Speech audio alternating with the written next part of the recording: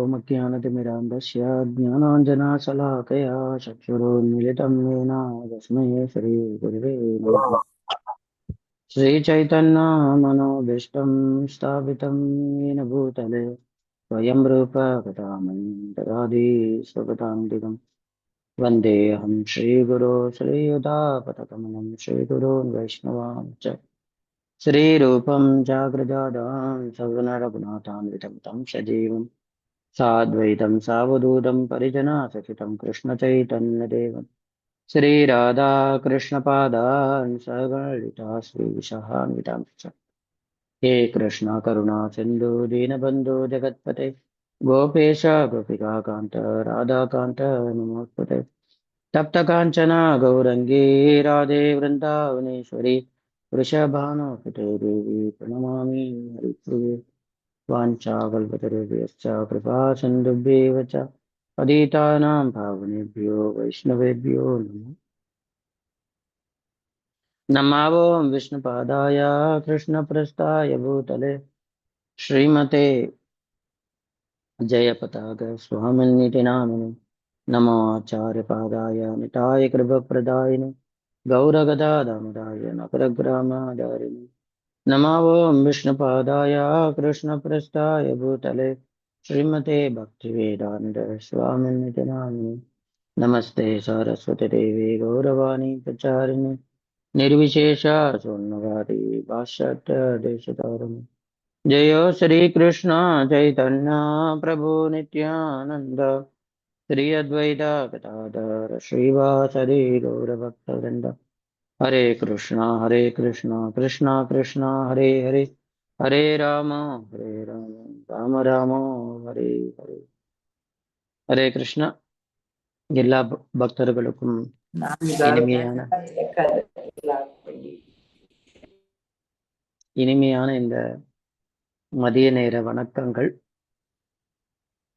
So குரு மகாராஜனுடைய அதி உன்னதமான லீலைகளை பற்றி தொடர்ச்சியாக நாம் பல்வேறு பக்தர்களின் வாயிலாக கேட்டு வந்திருக்கிறோம்.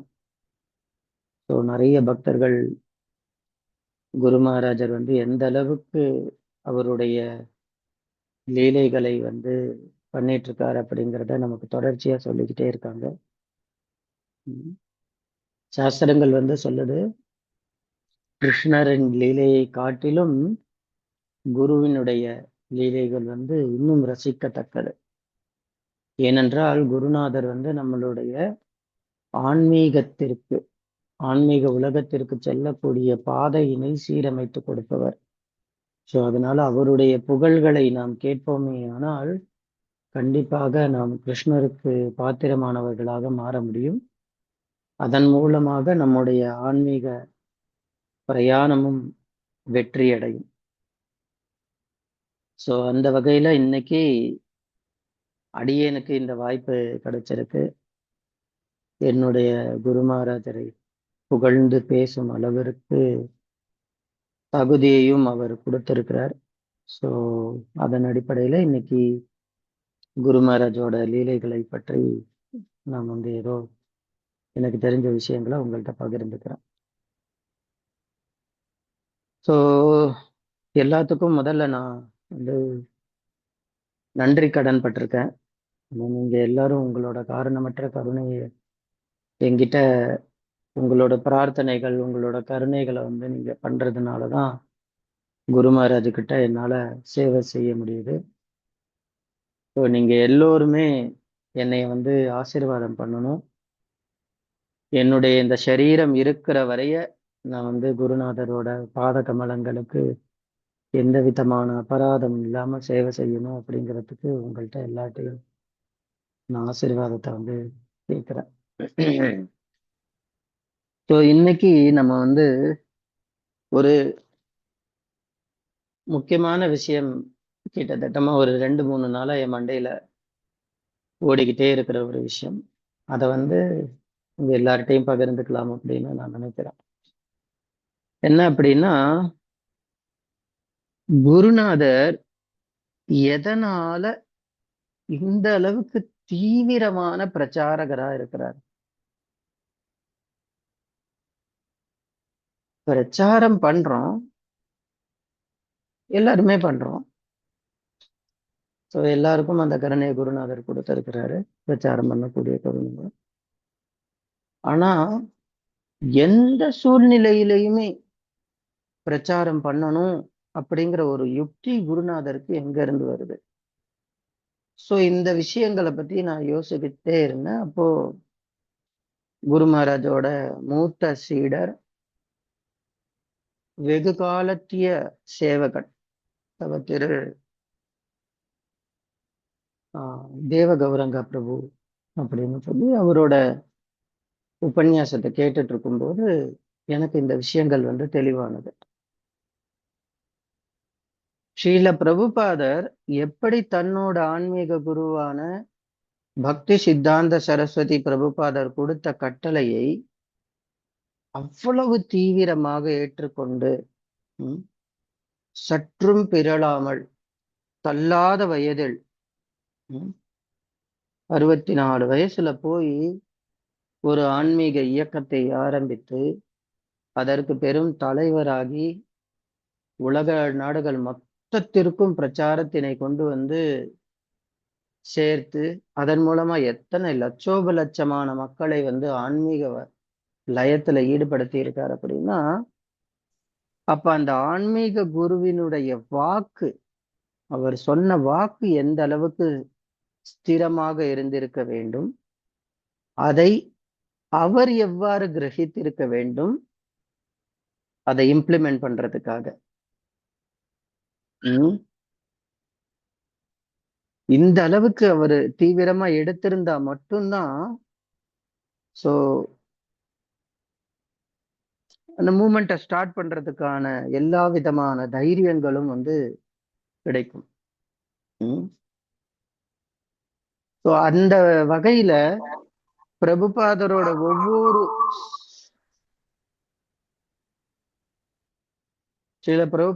ஒவ்வொரு சீடருக்குமே அந்த அளவுக்கு உற்சாகமும் உத்வேகமும் இருந்திருக்கு. ஒவ்வொருத்தருமே இந்த இயக்கத்தினை, அவரோட குருவின் ஆணையினை வந்து எடுத்துட்டு போகணும் அப்படிங்கிறதுக்கு வந்து அவ்வளோ தீவிரமான முயற்சியில ஈடுபட்டு இருக்கிறாங்க. குரு மகாராஜ் நல்லா இருக்கும் போதும் நிறைய ப்ரீச்சிங் பண்ணியிருக்காங்க. அதாவது பிஃபோர் ஸ்ட்ரோக் அப்பவும் அவர் ஐயராது உழைச்சி பிரச்சாரம் பண்ணிட்டு இருக்கிறாரு. ஸ்ட்ரோக் வந்ததுக்கு அப்புறமும் கூட அவரோட அந்த பிரச்சார பணியை நிறுத்தல. என்ன காரணம் அப்படின்னு கேட்டா ஒரே காரணம், அவரோட குருநாதரை எப்படியாவது திருப்திப்படுத்தணும். குருமுக பத்மா வாக்கியா சித்தத்தே கொரியா ஐக்கியா. அவர் சொல்ற ஒவ்வொரு வார்த்தைகளையும் நாம் ஹிருதயத்தில் ஆணித்தரமாக பதித்து கொள்ள வேண்டும். அப்படி நம்மளோட ஹிருதயத்துல இறங்கி இருந்தா மட்டும்தான் உண்மையான குரு பக்தி வெளிப்படும். அவருடைய தேவை அறிந்து, எப்படி வந்து ஸ்ரீல ரூப கோஸ்வாமி வந்து சொல்றாரு பக்தி ரசாமிருத செந்துல, அந்யா பிலாசித சூன்யம் ஞான கர்மாதி அனாவிருத்தம் அனுகூலியேன கிருஷ்ண அனுசீலனம் பக்தி உத்தமா. அனுகூலம், கிருஷ்ணருக்கு அனுகூலமான முறையில வந்து பக்தி தொண்டு செய்யணும். அப்போதான் வந்து அபிலாஷைகள் எல்லாம் நம்மளை விட்டு போகும். ரூப கோஸ்வாமி வந்து சொல்றாரு இல்லையா? சோ இந்த குருமுக பத்மா வாக்கியா சித்தேத்தே கொரியா ஐக்கியா, நம்மளோட ஹிருதயத்துல அதை வந்து ரொம்ப பலமாக ஏற்றுக்கொண்டோமே ஆனால் குருநாதருக்கு அனுகூல்யமான முறையில் அவருக்கு என்ன பிடிக்குமோ அந்த நிலையில வந்து நம்மளால பிரச்சாரம் பண்ண முடியும். சோ இதைத்தான் வந்து பூர்வாச்சாரியர்கள் எல்லோருமே பண்ணியிருக்காங்க. அவங்களோட ஆச்சாரியர்களை திருப்திப்படுத்துவதற்காக அந்த அளவுக்கு தீவிரமான முயற்சியில ஈடுபட்டிருக்காங்க. சோ குருநாதர் வந்து பிஃபோர் ஸ்ட்ரோக்கும் பாத்தீங்கன்னா நிறைய இடங்களுக்கு போய் பிரச்சாரம் பண்ணியிருக்காங்க. சோ குரு மகாராஜ் எப்போ எங்க டிராவல் பண்ணினாலும், பிரச்சாரத்துக்கு போனாலும் அவரோட கையில சில புஸ்தகங்கள் இருக்கும். முக்கியமா குறிப்பா பிரசாதம் இருக்கும். இங்க இருக்கிற பல பக்தர்களுக்கு அது நல்ல பரிச்சயமான விஷயமா இருக்கும். குருநாதர் ஏர்போர்ட்டுக்கு வந்து இறங்கின உடனே பக்தர்களை பார்த்து கேட்பாரு, டு யூ ஹேவ் பிரசாதம் so that I get distribute peoples அப்படின்னு சொல்லி குருநாதர் கேட்பார். ஸோ எல்லாருக்குமே இந்த விஷயம் பரிச்சயமானது. குருநாதர் வந்து ஏன்னா அந்த ஒரு பிரசாதம் அவங்கள கிருஷ்ண உணர்வுல எப்படி மாத்துது, அவங்க எப்படியாவது கிருஷ்ண உணர்வை கிரகிச்சுக்குவாங்க அப்படிங்கிறதுக்கு அது ஒரு பெரிய மிகச்சிறந்த உதாரணம். ஸோ ஒரு தடவை இது வந்து ஸ்ட்ரோக்குக்கு அப்புறமா நடந்த லீலைகள். ஸோ எந்த அளவுக்கு குரு மகாராஜோட உணர்வு தீவிரமா இருக்கு, பிரச்சாரம் பண்ணணும், கிருஷ்ண உணர்வை மத்து எல்லாருக்கும் எடுத்து கொடுக்கணும் அப்படிங்கிறதுல எந்த அளவுக்கு தீவிரமா இருக்கிறார் அப்படிங்கிறதுக்கான ஒரு லீலை. இது வந்து சென்னையில இருக்கும்போது நடந்த ஒரு லீலை. இப்ப இல்ல, ரொம்ப ரொம்ப லாங் பேக், ஒரு 2018, 19 அந்த டைம்ல டிரான்ஸ்பிளான்ட் முடிஞ்ச உடனே நடந்த ஒரு அற்புதமான லீலை. ஸோ குருநாதர் வந்து என்ன பண்ணியிருக்காரு அப்படின்னா, முத நாள் வந்து நல்லா எல்லா பக்தர்கள்ட்டையும் சிரித்து பேசி நல்லா படுத்துட்டாரு. நைட் ஆயிடுச்சு, இரவு பொழுது வந்ததும் படுத்துட்டாரு. இரவுல குருநாதரை பார்த்துக்கக்கூடிய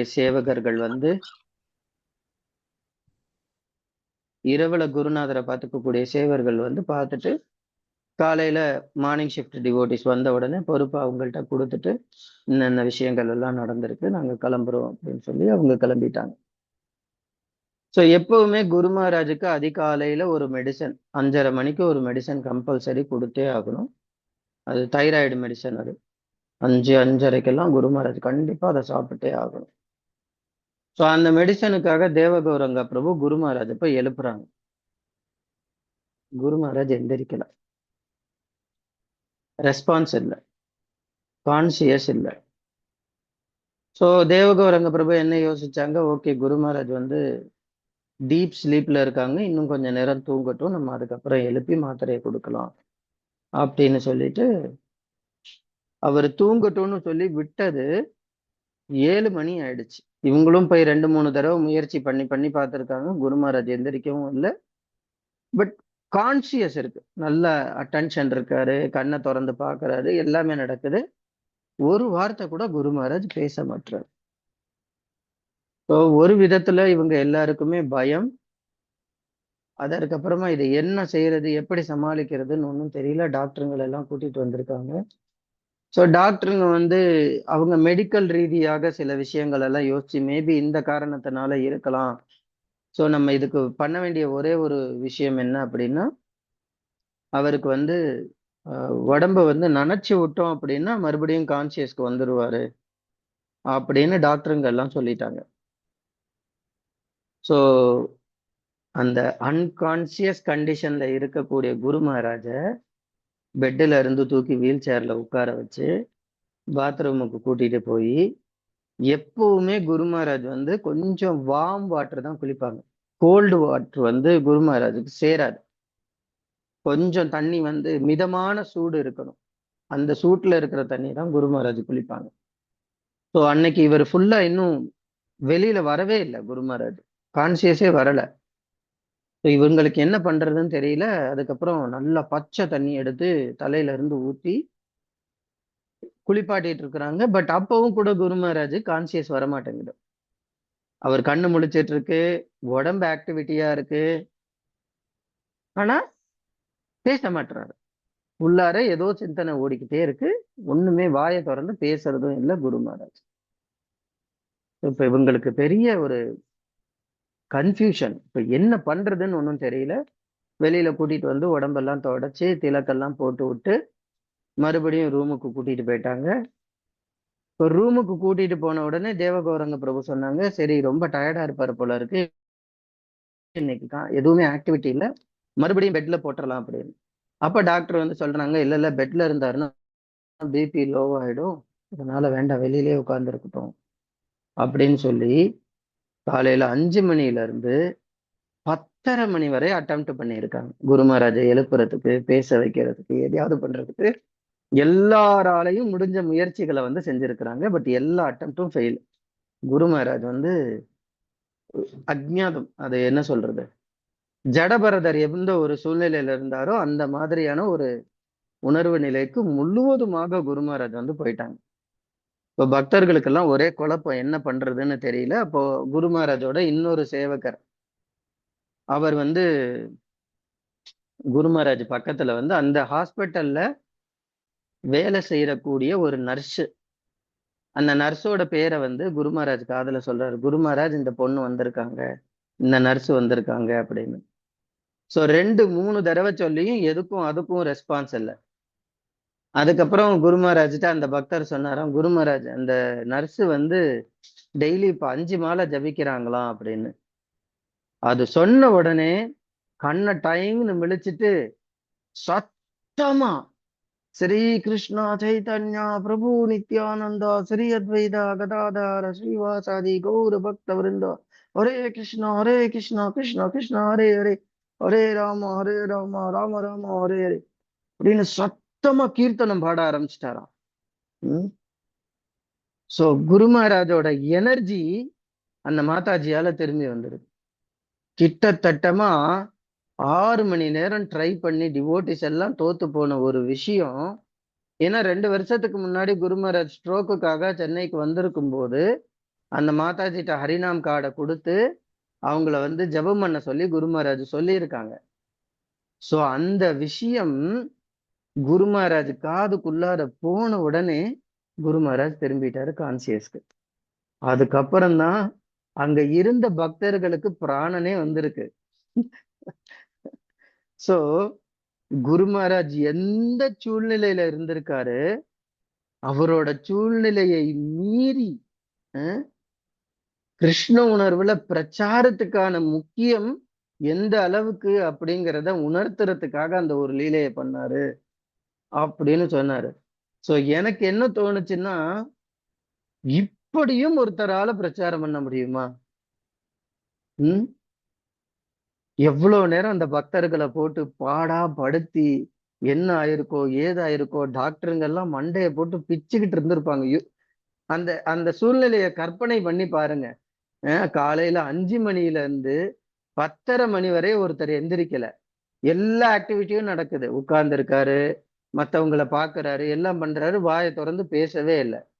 எப்ப வந்து அந்த ப்ரீச்சிங் ரிப்போர்ட் வந்து இந்த மாதிரி அந்த மாதாஜி ஜபம் பண்றாங்கன்னு சொன்ன உடனே உடனே உணர்வு நிலைக்கு திரும்பி ஹரிநாமத்தை வந்து எல்லாருக்கும் கொடுக்கிறாரு அப்படின்னா, எந்த அளவுக்கு அவர் தீவிரமா இருக்கணும் பிரச்சாரத்திற்காக. இத வந்து அவரோட குருவோட ஆணையை இப்படியும் கடைபிடிக்கணும் அப்படிங்கிறதுக்கு நமக்கு குரு மகாராஜ் கொடுக்கிற ஒரு மிகச்சிறந்த ஒரு வழிகாட்டுதல். சோ இன்னொரு முறை இதே மாதிரி ஒரு லீலை, அந்த லீலையில என்ன இருக்கு அப்படின்னா, குரு மகாராஜுக்கு காலையில பிரேக்ஃபாஸ்ட் வந்து தேவகௌரங்க பிரபு வந்து ஃபீடு பண்ணிக்கிட்டு இருக்காங்க. சோ குரு மகாராஜும் ஆனந்தமா பிரசாதத்தை சாப்பிட்டுக்கிட்டே இருக்காரு. எப்பவுமே குரு மகாராஜ் வந்து சாப்பிடும்போது அவரோட உணர்வு மொத்தமா வந்து பகவான் மேலேயே இருக்கும். பரிபூரணமாக பகவானுடைய சிந்தனையிலேயே சாப்பிடுவாங்க. நான் ஏற்கனவே பல உபன்யாசங்கள்ல உங்கள்கிட்ட அதை பத்தி எல்லாம் சொல்லியிருக்கேன். He is having multi tasking brain. So Guru Maharaj மாதிரி ஒரு அற்புதமான ஒரு நம்மளோட எல்லைகளுக்கு அப்பாற்பட்ட ஒரு சிந்தனையாளராக நம்ம வந்து அவரை உருவகப்படுத்திக்கணும். ஏன்னா குரு மகாராஜ் மாதிரியெல்லாம் இந்த ஜட உலகத்துல இருக்கக்கூடிய ஒரு ஜீவனால சிந்திக்க முடியுமா அப்படின்னா அது ஒரு பெரிய கேள்விக்குறிதான். ஏன்னா அவர் வந்து சாப்பிட்டுக்கிட்டே இருப்பாரு, சாப்பிட்டுட்டு இருக்கும்போது ஹரிநாமத்தை சொல்லுவாரு, மீட்டிங் போயிட்டு இருக்கும், மீட்டிங்கை வந்து காதுல கேட்டுட்டு இருப்பாரு, அந்த மீட்டிங்கான பதில வந்து சொல்லிட்டு இருப்பாரு, கீழே சைக்கிளிங் பண்ணிட்டு இருப்பாரு. இந்த சைக்கிளிங்ல நாங்க ஏதாவது கவுண்ட்டை மிஸ் பண்ணிட்டோம்னா எத்தனை மந்திரம் சொன்னேன்னு சொல்லி கவுண்ட் அவரே சொல்லுவாரு. So he has multi tasking brain. நம்ம கிட்ட அந்த அளவுக்கெல்லாம் வந்து இல்லை, அது வரவும் வாய்ப்பும் கிடையாது. ஏன்னா நம்ம வந்து அந்த அளவுக்கு கண்டிஷனேட்டட் சோல். குரு மகாராஜ் வந்து லிபரேட்டட் சோல், அதனால அவரால் மட்டும்தான் இது சாத்தியம். ஸோ அப்ப காலை உணவு வந்து தேவகௌரங்க பிரபு குரு மகாராஜ் கொடுத்துட்டு இருக்கிறாங்க. ஸோ குரு மகாராஜ் சாப்பிட்டுட்டே இருந்தாங்க, நல்லா தான் சாப்பிட்டுட்டு இருந்தாங்களாம். திடீர்னு ஒரு பாதியில நிறுத்திட்டாங்க, சாப்பிடல. இன்னும் நிறைய மிச்சம் இருக்கு. ஸோ பிரபுவோட மைண்ட்ல என்ன ஓடிட்டு இருக்குன்னு, ஒருவேளை குரு மகாராஜுக்கு பிடிக்கலையோ, இல்ல நம்ம சரியான முறையில அவருக்கு சேவை பண்ணல. இந்த மாதிரி சிந்தனைகள் ஓடிக்கிட்டே இருக்கு. ஸோ குரு மகாராஜ்ட்ட கேட்டாரு. குரு மகாராஜ் என்ன ஆச்சு? ஏன் சாப்பிட மாட்றீங்க? அப்படின்னு. பதிலே சொல்லல. அப்புறம் மறுபடியும் கேட்கறாங்க. குரு மகாராஜ் என்னதான் பிரச்சனை? உங்களுக்கு சாப்பாடு பிடிக்கலையா? பிரசாதம் பிடிக்கலையா? அப்படிங்கிற ஒரு கேள்விய கேட்கறாங்க. ஸோ குரு மகாராஜ் கிட்ட அதுக்கும் பதில் இல்ல. அதுக்கப்புறம் கொஞ்ச நேரம் கழிச்சு மறுபடியும் குரு மகாராஜ் தயவு செஞ்சு எதையாவது வந்து சொல்லுங்க. என்னால வந்து எதையுமே வந்து என்னால புரிஞ்சுக்க முடியல. நீங்க என்ன என்ன திட்டம் போட்டிருக்கீங்கங்கிறத தயவு செஞ்சு சொல்லுங்க. அப்படின்னு சொல்லி குரு மகாராஜ்ட்ட வந்து கேட்கறாங்க. கேட்கும்போது குரு மகாராஜ் தலைய தூக்கி அவர பார்த்து சொன்னாராம். "நீ எனக்கு பிரசாதம் ஊட்டும்போது ஹரிநாமத்த சொல்லவே மாட்ற" அப்படின்னு. "அதனால நான் சாப்பிட மாட்டேன்" அப்படின்னு.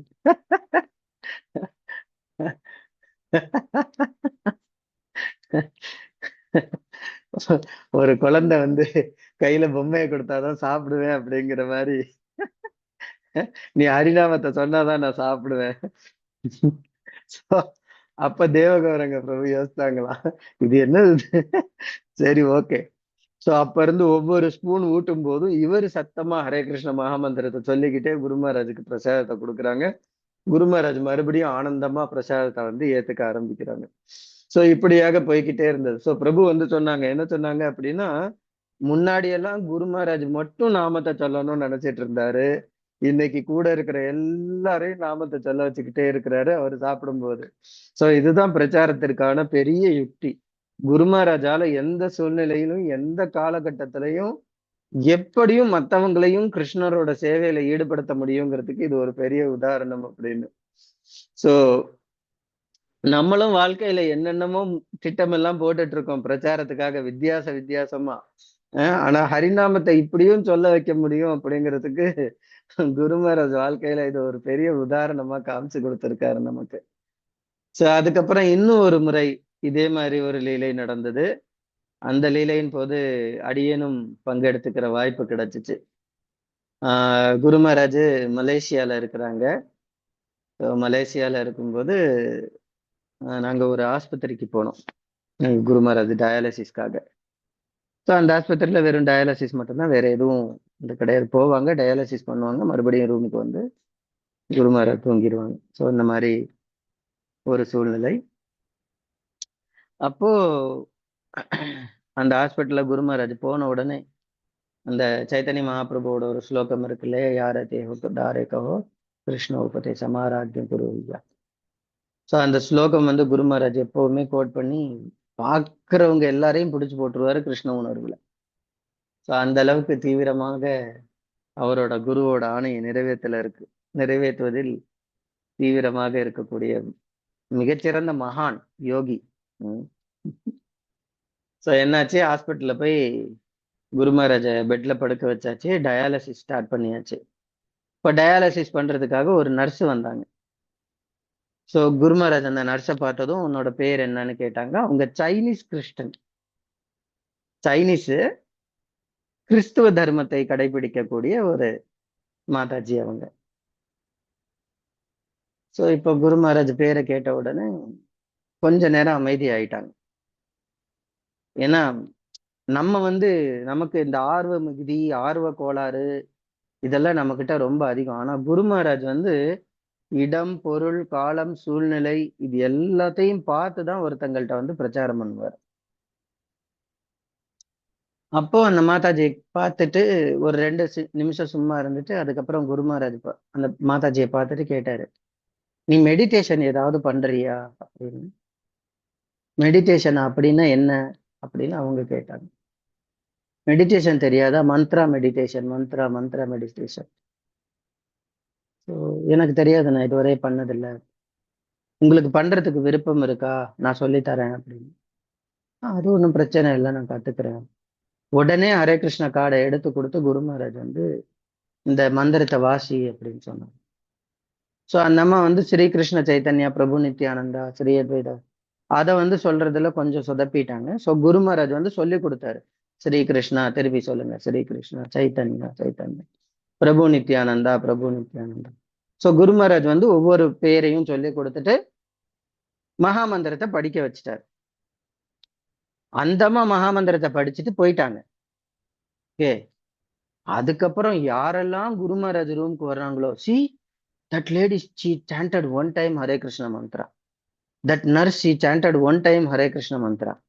நான் போறேன் என்கிட்ட, வேற பக்தர்கள் போறாங்க அவங்கள்ட்ட, எல்லார்ட்ட பாக்குறவங்கள்ட்ட எல்லார்ட்டையுமே அந்த குரு மகாராஜோட அந்த ஆனந்தம் வந்து ஒரு கட்டுண்ட வாழ்க்கையில இருக்கிற ஒரு ஜீவனை காப்பாத்திட்டோம். பகவான் ஹரியோட நாமத்தை ஒரு தடவை அவங்கள உச்சரிக்க வச்சிட்டோம். சோ அவங்களோட வாழ்க்கை இனிமே சேஃப். அவங்க எப்படியாவது கிருஷ்ணர்கிட்ட போயிருவாங்க அப்படிங்கிற அந்த அந்த உள்பாடு, உள்ளார இருந்து வரக்கூடிய அந்த எண்ணம், அது அப்படியே வெட்ட வெளிச்சமா எங்க எல்லாருக்குமே தெரிஞ்சிச்சு.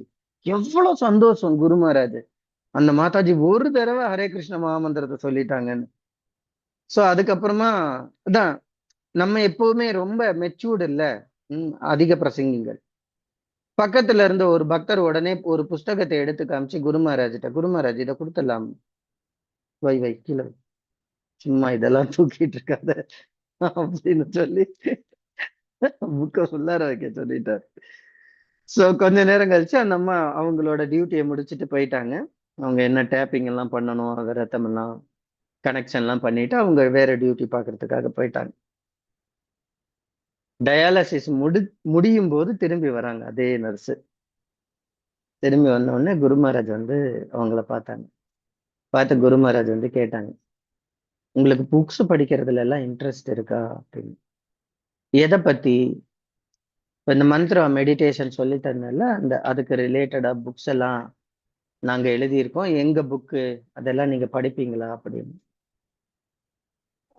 அதனால ஒண்ணும் பிரச்சனை இல்லை, படிக்கிறது தானே.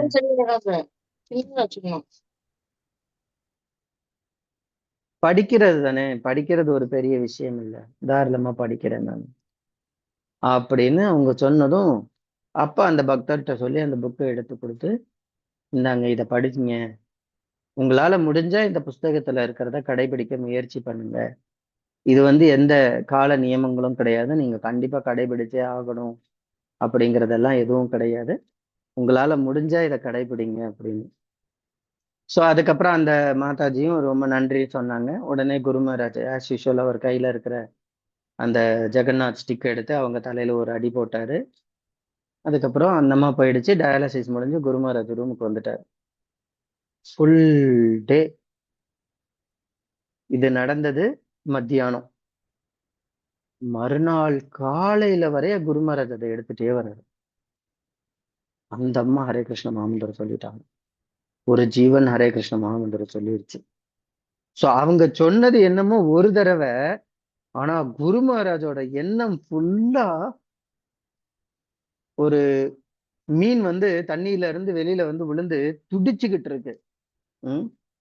யாரோ ஒரு வழிப்போக்கர் வந்து அந்த மீனை எடுத்து மறுபடியும் தண்ணிக்குள்ளார விட்டா அந்த மீனோட கான்சியஸ் எந்த மனோநிலையில இருக்கும், வாடா he is my saviour of life, என்னோட வாழ்க்கையை காப்பாத்தின ஒருத்தர் அப்படிங்கிற மாதிரி அந்த மீன் நினைக்கும் இல்லையா. அதை விட அதிகமான அளவுல குரு மகாராஜோட எண்ணம், அந்த ஜீவனை நான் காப்பாத்திட்டேன், கிருஷ்ண உணர்வை கொடுத்து அவங்கள காப்பாத்திட்டேன். சோ அந்த சந்தோஷம், அந்த உவகை இங்க எல்லாரையுமே வைப்ரேட் பண்ணுச்சு அன்னைக்கு. எப்படி குரு மகாராஜால இப்படி பிரச்சாரத்துக்காக யோசிக்க முடியுது? அந்த இடம் பொருள், இப்போ எடுத்த உடனே அந்த அந்த மாதாஜிக்கு வந்து புஸ்தகத்தையோ எதையோ கொடுத்துருந்தோம்னு வச்சுக்கோங்க, அதுவும் மலேசியா கண்ட்ரில எல்லாம் பிரச்சாரம் பண்றது அவ்வளவு ஈஸி கிடையாது. அங்க வந்து நிறைய முஸ்லிம்ஸ் இருக்காங்க, ஜைனீஸ், புத்திஸ்ட், கிறிஸ்டியன்ஸ் இவங்க எல்லாம் இருக்காங்க. நம்ம எடுத்த உடனே இதை பிரச்சாரமா பண்ணோம்னா சீல் பண்ணிடுவாங்க, அந்த கண்ட்ரிக்குள்ளார அடுத்து நம்ம போக முடியாது, அந்த மாதிரி லாக் பண்ணிடுவாங்க. சோ இடம் காலம் சூழ்நிலை எல்லாம் பார்த்து எந்த அளவுக்கு யாருக்கு எப்போ கொடுக்கணுமோ அந்த விஷயத்த கரெக்டா குரு மகாராஜ் கொண்டுட்டு போய் சேர்த்திருக்காங்க. Amazing personality. அந்த காப்பாத்தின ஜீவனுக்காக அவர் எவ்வளவு சந்தோஷப்பட்டாருங்கிறத வந்து எங்களாலதான் அனுபவிக்க முடியும். சோ இதுக்கு எல்லாத்துக்குமே மூல காரணம் ஒரே ஒரு விஷயம்தான், அவரோட குருவுக்கு அவர் கொடுத்த ஆணை, அவர் குரு இவருக்கு கொடுத்த ஆணை, இந்த ரெண்டு தான், வேற எதுவுமே கிடையாது. சில பிரபுபாதர் இவருக்கு இன்ஸ்ட்ரக்ஷன் பண்ணியிருக்காரு, நீ அன்லிமிட்டடா பிரச்சாரம் பண்ணணும் அப்படின்னு. அதனால பாக்குறவங்க எல்லாருக்குமே கிருஷ்ண உணர்வை கொடுக்கறதுல அவ்வளோ தீவிரமா இவர் இருக்காரு. உங்களுக்காக, உங்களோட திருவடி கமலங்களுக்காக நான் இத்தனை கோடிக்கணக்கான பக்தர்களை கொண்டாந்து சேர்க்கிறேன்னு சொல்லி இவர் ஒரு கமிட்மெண்ட் பண்ணியிருக்காரு. அதனால எந்த சூழ்நிலையிலுமே என்னால பிரச்சாரம் பண்ண முடியும் அப்படிங்கிறத வந்து குரு மகாராஜ் வந்து இந்த மாதிரி விஷயங்கள்ல நிரூபிக்கிறாரு. சோ அதற்கு அப்புறமா இதே மாதிரி இன்னொரு சுவாரஸ்யமான லீலையும் குரு மகாராஜ் வந்து பண்ணியிருக்காங்க. சோ ஒரு தடவை எல்லாரும் வந்து ஆஹ், பங்களாதேஷ்க்கு எல்லாரும் பிரயாணம் போயிருக்காங்க, சர்வன்ஸ் எல்லாருமே. சோ போகும்போது பங்களாதேஷ்ல எப்படி அப்படின்னா, நான் இதை ஏற்கனவே உங்கள்கிட்ட பகிர்ந்து இருக்கிறேன் அப்படின்னு நினைக்கிறேன். அங்க இருக்கிற பக்தர்கள் எல்லோருமே வந்து ஆஹ், குரு மகாராஜோட தீவிரவாதி பக்தர்கள் அப்படி வச்சுக்கலாம். உம். அவங்களுக்கு இருக்கிற குரு பக்தி வந்து அவங்களோட பாத கமலங்களை கழுவி அந்த தண்ணியை குடிச்சாலும் கூட எனக்கெல்லாம் வராது. ஸோ அந்த அளவுக்கு அவங்க டெடிகேட்டட் ஃபார் குரு மகாராஜ். குரு மகாராஜ் என்ன சொன்னாலும் செய்யறதுக்கு தயாரா இருக்கிறவங்க. எப்படி ஸ்ரீல பிரபுபாதர் வந்து எந்த விஷயங்களை சொன்னாலும் அவரோட சீடர்கள் வந்து கொஞ்சம் கூட யோசிக்காம அந்த விஷயத்துல இறங்கி தீவிரமா அதை செயல்படுத்துறதுக்காக அப்படி துடிச்சுக்கிட்டு இருக்காங்களோ, அந்த அளவுக்கு அதுக்கு சரி நிகரா கொஞ்சம் கூட குறையாத அளவுல குரு மகாராஜோட சீடர்கள் பங்களாதேஷ்ல நிறைய பக்தர்கள் இருக்காங்க. ஸோ உதாரணத்துக்கு சொல்லணும் அப்படின்னா, குரு மகாராஜ் ஏதாவது ஒரு ஏரியாவுக்கு பிரச்சாரத்துக்கு போறாரு அப்படின்னா, வேற பல இடங்கள்ல இருக்கக்கூடிய பக்தர்கள் பஸ்ஸு, காரு, வேனு எல்லாத்தையும் எடுத்துட்டு குரு மகாராஜ் இருக்கிற இடத்துக்கு வருவாங்க. இப்போ பங்களாதேசம் நமக்கு நேச்சுரலாவே தெரியும், ரொம்ப புவர் கண்ட்ரி. ஓகே. அங்க வர்ற பக்தர்களுக்கு சரியான தங்கும் இடம், பிரசாதம் இதெல்லாம் வந்து ஏற்பாடு பண்ண முடியாது. ஏன்னா குரு மகாராஜ் போறது ஒரு நாள் போறாருன்னு வச்சுக்கோங்க. ஸோ அந்த ஒரு நாளைக்கு இத்தனை பேருக்கு எல்லாத்தையும் ஏற்பாடு பண்றது ரொம்ப கஷ்டம். ஸோ சில பேர் வந்து படிக்கட்டுல படுத்திருப்பாங்களாம். பாத்ரூம் வாசல்ல சில பேர் படுத்து தூங்கி இருப்பாங்களாம் குரு மகாராஜ தர்ஷன் பண்றதுக்காக. பிரசாதம் வந்து 3 நாள் 4 நாள் ஆனாலும் கூட சாப்பிடாம குரு மகாராஜ தர்ஷன் பண்ணிட்டு சாப்பிடுறேன் அப்படின்னு ஒரு விரதத்தோட இருக்கக்கூடிய பக்தர்களும் இருக்கிறாங்க.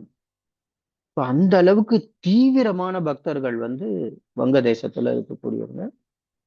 சோ குரு மகாராஜ் ஒரு பகுதிக்கு போறாரு. அந்த பகுதி வந்து சிலேட் அப்படின்னு சொல்லி அந்த ஏரியாவுக்கு பேரு. அந்த ஏரியாவுக்கு குரு மகாராஜ் பிரச்சாரத்துக்காக போறாங்க. இந்த விஷயம் தெரிஞ்சிருச்சு.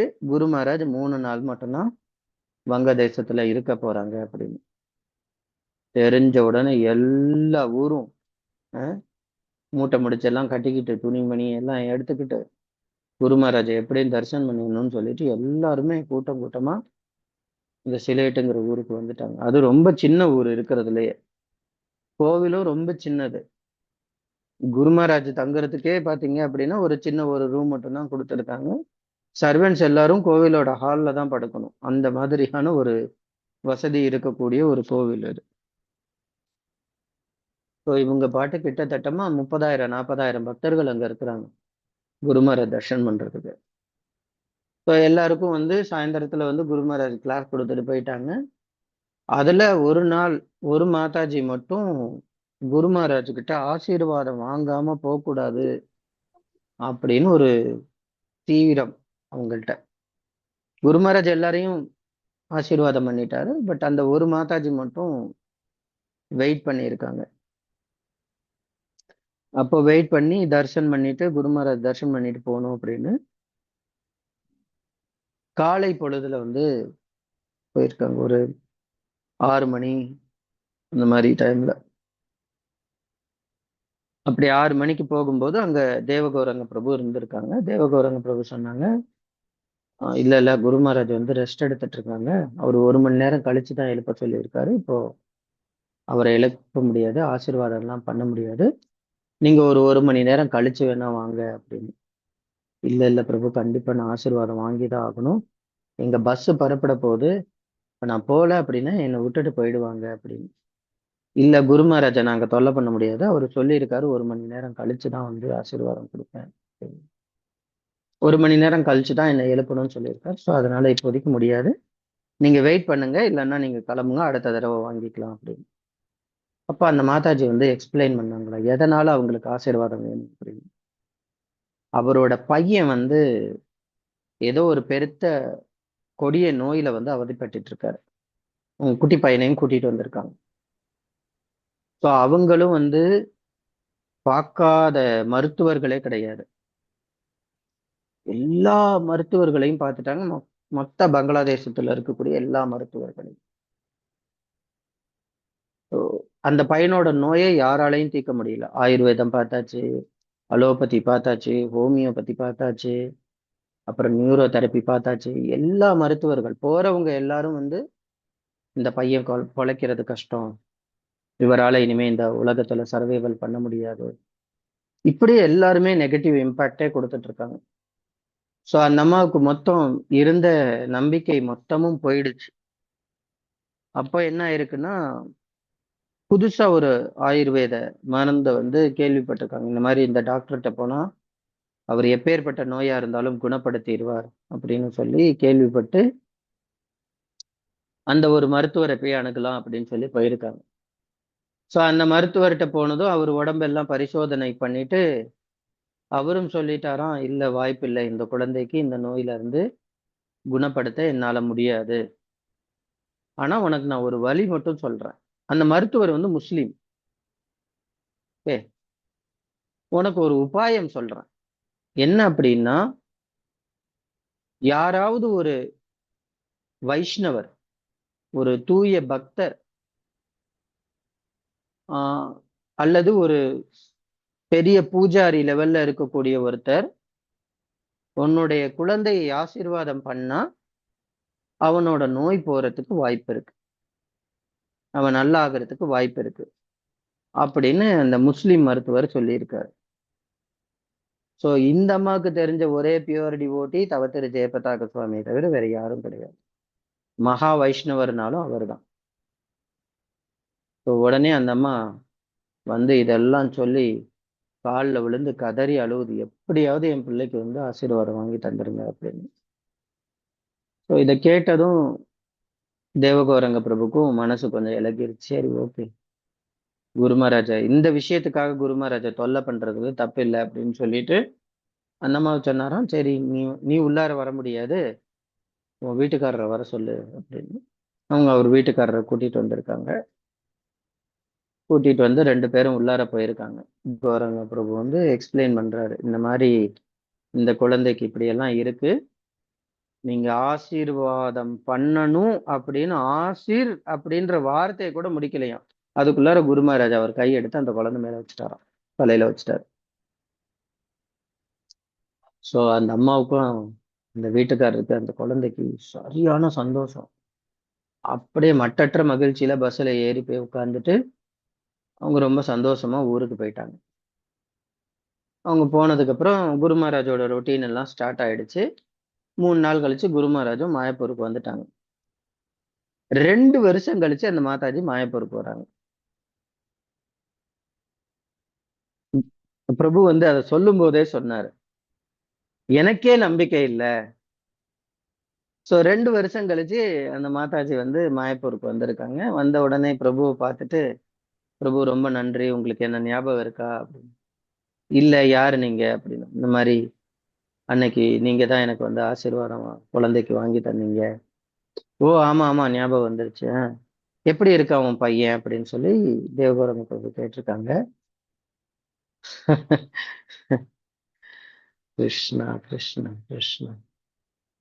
சோ அப்ப அந்த அம்மா வந்து சொல்லியிருக்காங்க, குரு மகாராஜ் ஓட கமல கைகள் என் பையன் தலையில பட்டு அன்னைக்கு சாயந்தரம் நாங்க வேற ஒரு டாக்டர்கிட்ட போனோம்.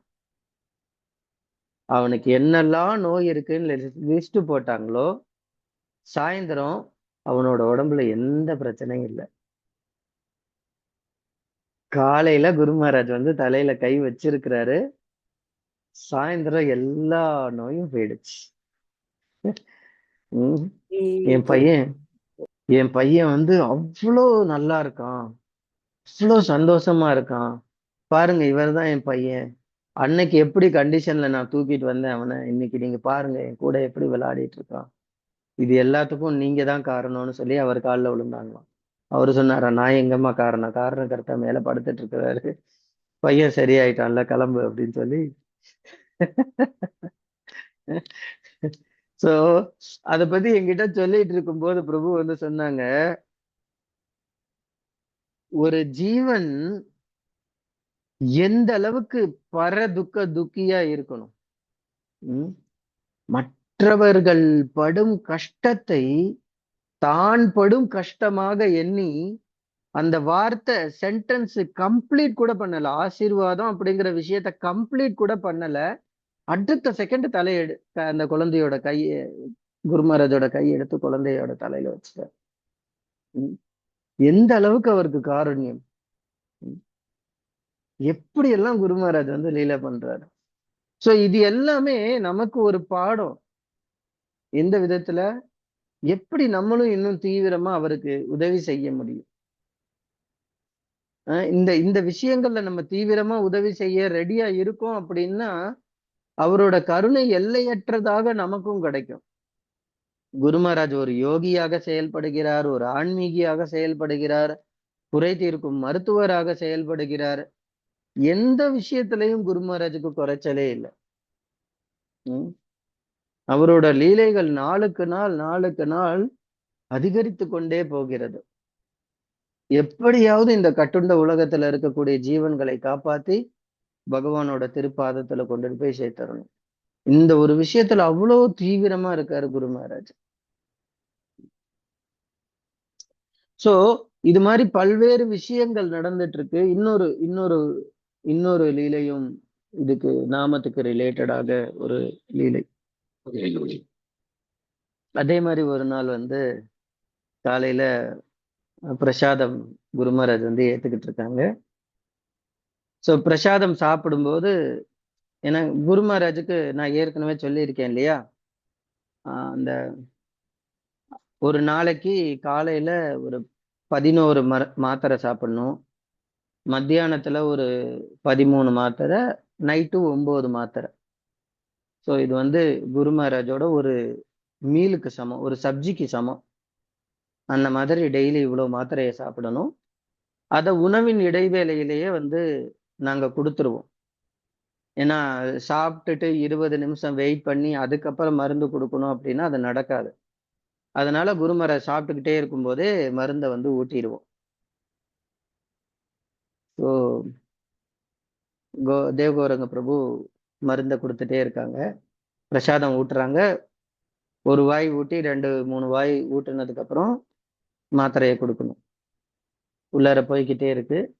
2 மாத்திரை கொடுத்துட்டாரு, 3வது மாத்திரை கொடுத்துட்டாரு, 4வது மாத்திரை சாப்பிட மாட்டேன்ட்டாரு. இல்ல எனக்கு வேண்டாம் மாத்திரை. ஏன் குரு மகாராஜ்? இல்ல இல்ல வேண்டாம் குரு மகாராஜ், என்ன விஷயம், நீங்க சாப்பிடலன்னா உடம்பு சரியாகாது, உங்க உடம்பு சரியாகணும்னா நீங்க சாப்பிடணும். ஓகே, எனக்கு ஒரு மாத்திரை கொடு, அந்த மாத்திரையில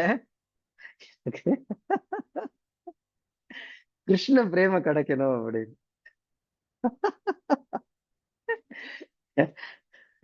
இவ்வளவு மாத்திரை வச்சிருக்கிற, இதுல ஒரு மாத்திரையில கூட கிருஷ்ண பிரேம இல்லையா அப்படின்னு. இப்ப ஊட்டுறவர் நிலைமையை யோசிச்சு பாருங்க. சாப்பிட மாட்டேன்னு அடம் பிடிக்கிறாரு, கிருஷ்ண பிரேமம் வேற மாத்திரையில வேணும்னு கேக்குறாரு. அவர் மண்டை காஞ்சுகிட்டு இருக்கு, இது என்னடா இப்போ. சரி, மீதி உணவுகளை எல்லாம் ஊட்டலாம் அப்படின்னா, நீ கிருஷ்ண பிரேமையை கூட நான் சாப்பிடுறேன். அப்போ பாருங்க, குரு மகாராஜே அவருக்கு புத்தியை கொடுத்து பேச வச்சிருக்கிறாரு. பிரபு சொல்லும் போது ரொம்ப சந்தோஷமா இருந்தது எனக்கு.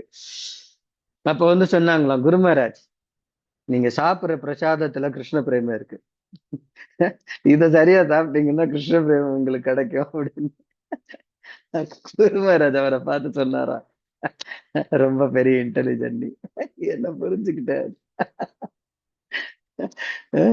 சோ எதுலயுமே கிருஷ்ண உணர்வை பார்க்கக்கூடிய ஒரு மகாத்மா. பரதுக்கதுக்கி, மகாத்மா, இன்னும் எத்தனை வார்த்தைகள் அவரை வந்து சொன்னாலும் கூட நமக்கு ஆயுள் பத்தாது. சோ இப்போ ரீசன்ட் டேஸ்ல நடந்த பாஸ்ட் டைம் பெங்களூருக்கு வந்ததுக்கு அப்புறமா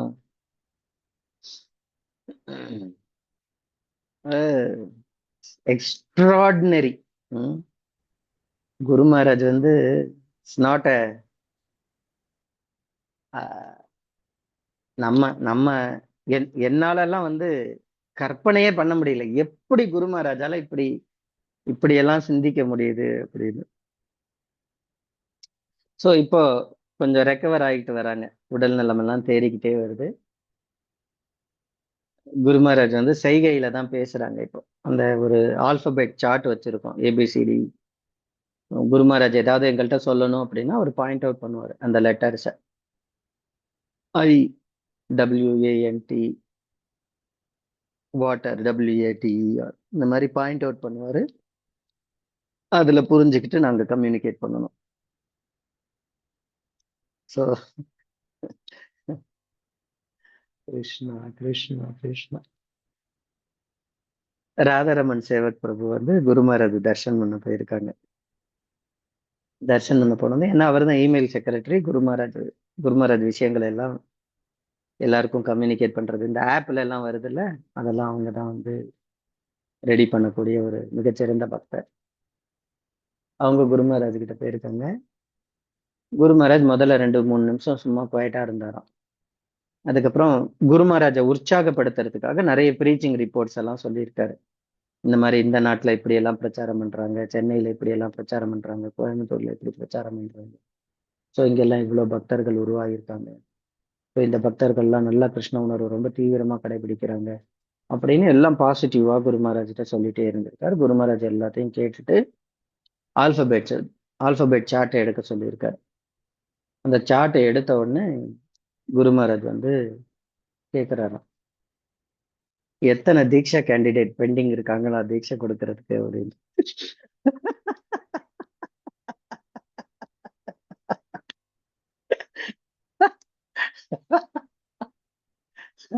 எத்தனை கேண்டிடேட் பெண்டிங் இருக்காங்கன்னா இனிஷியேஷன் கொடுக்கறதுக்கு. கிருஷ்ணா, ஐயோ கிருஷ்ணா. சோ அப்போ பிரபு வந்து குரு மகாராஜ்கிட்ட சொன்னாங்களா, குரு மகாராஜ்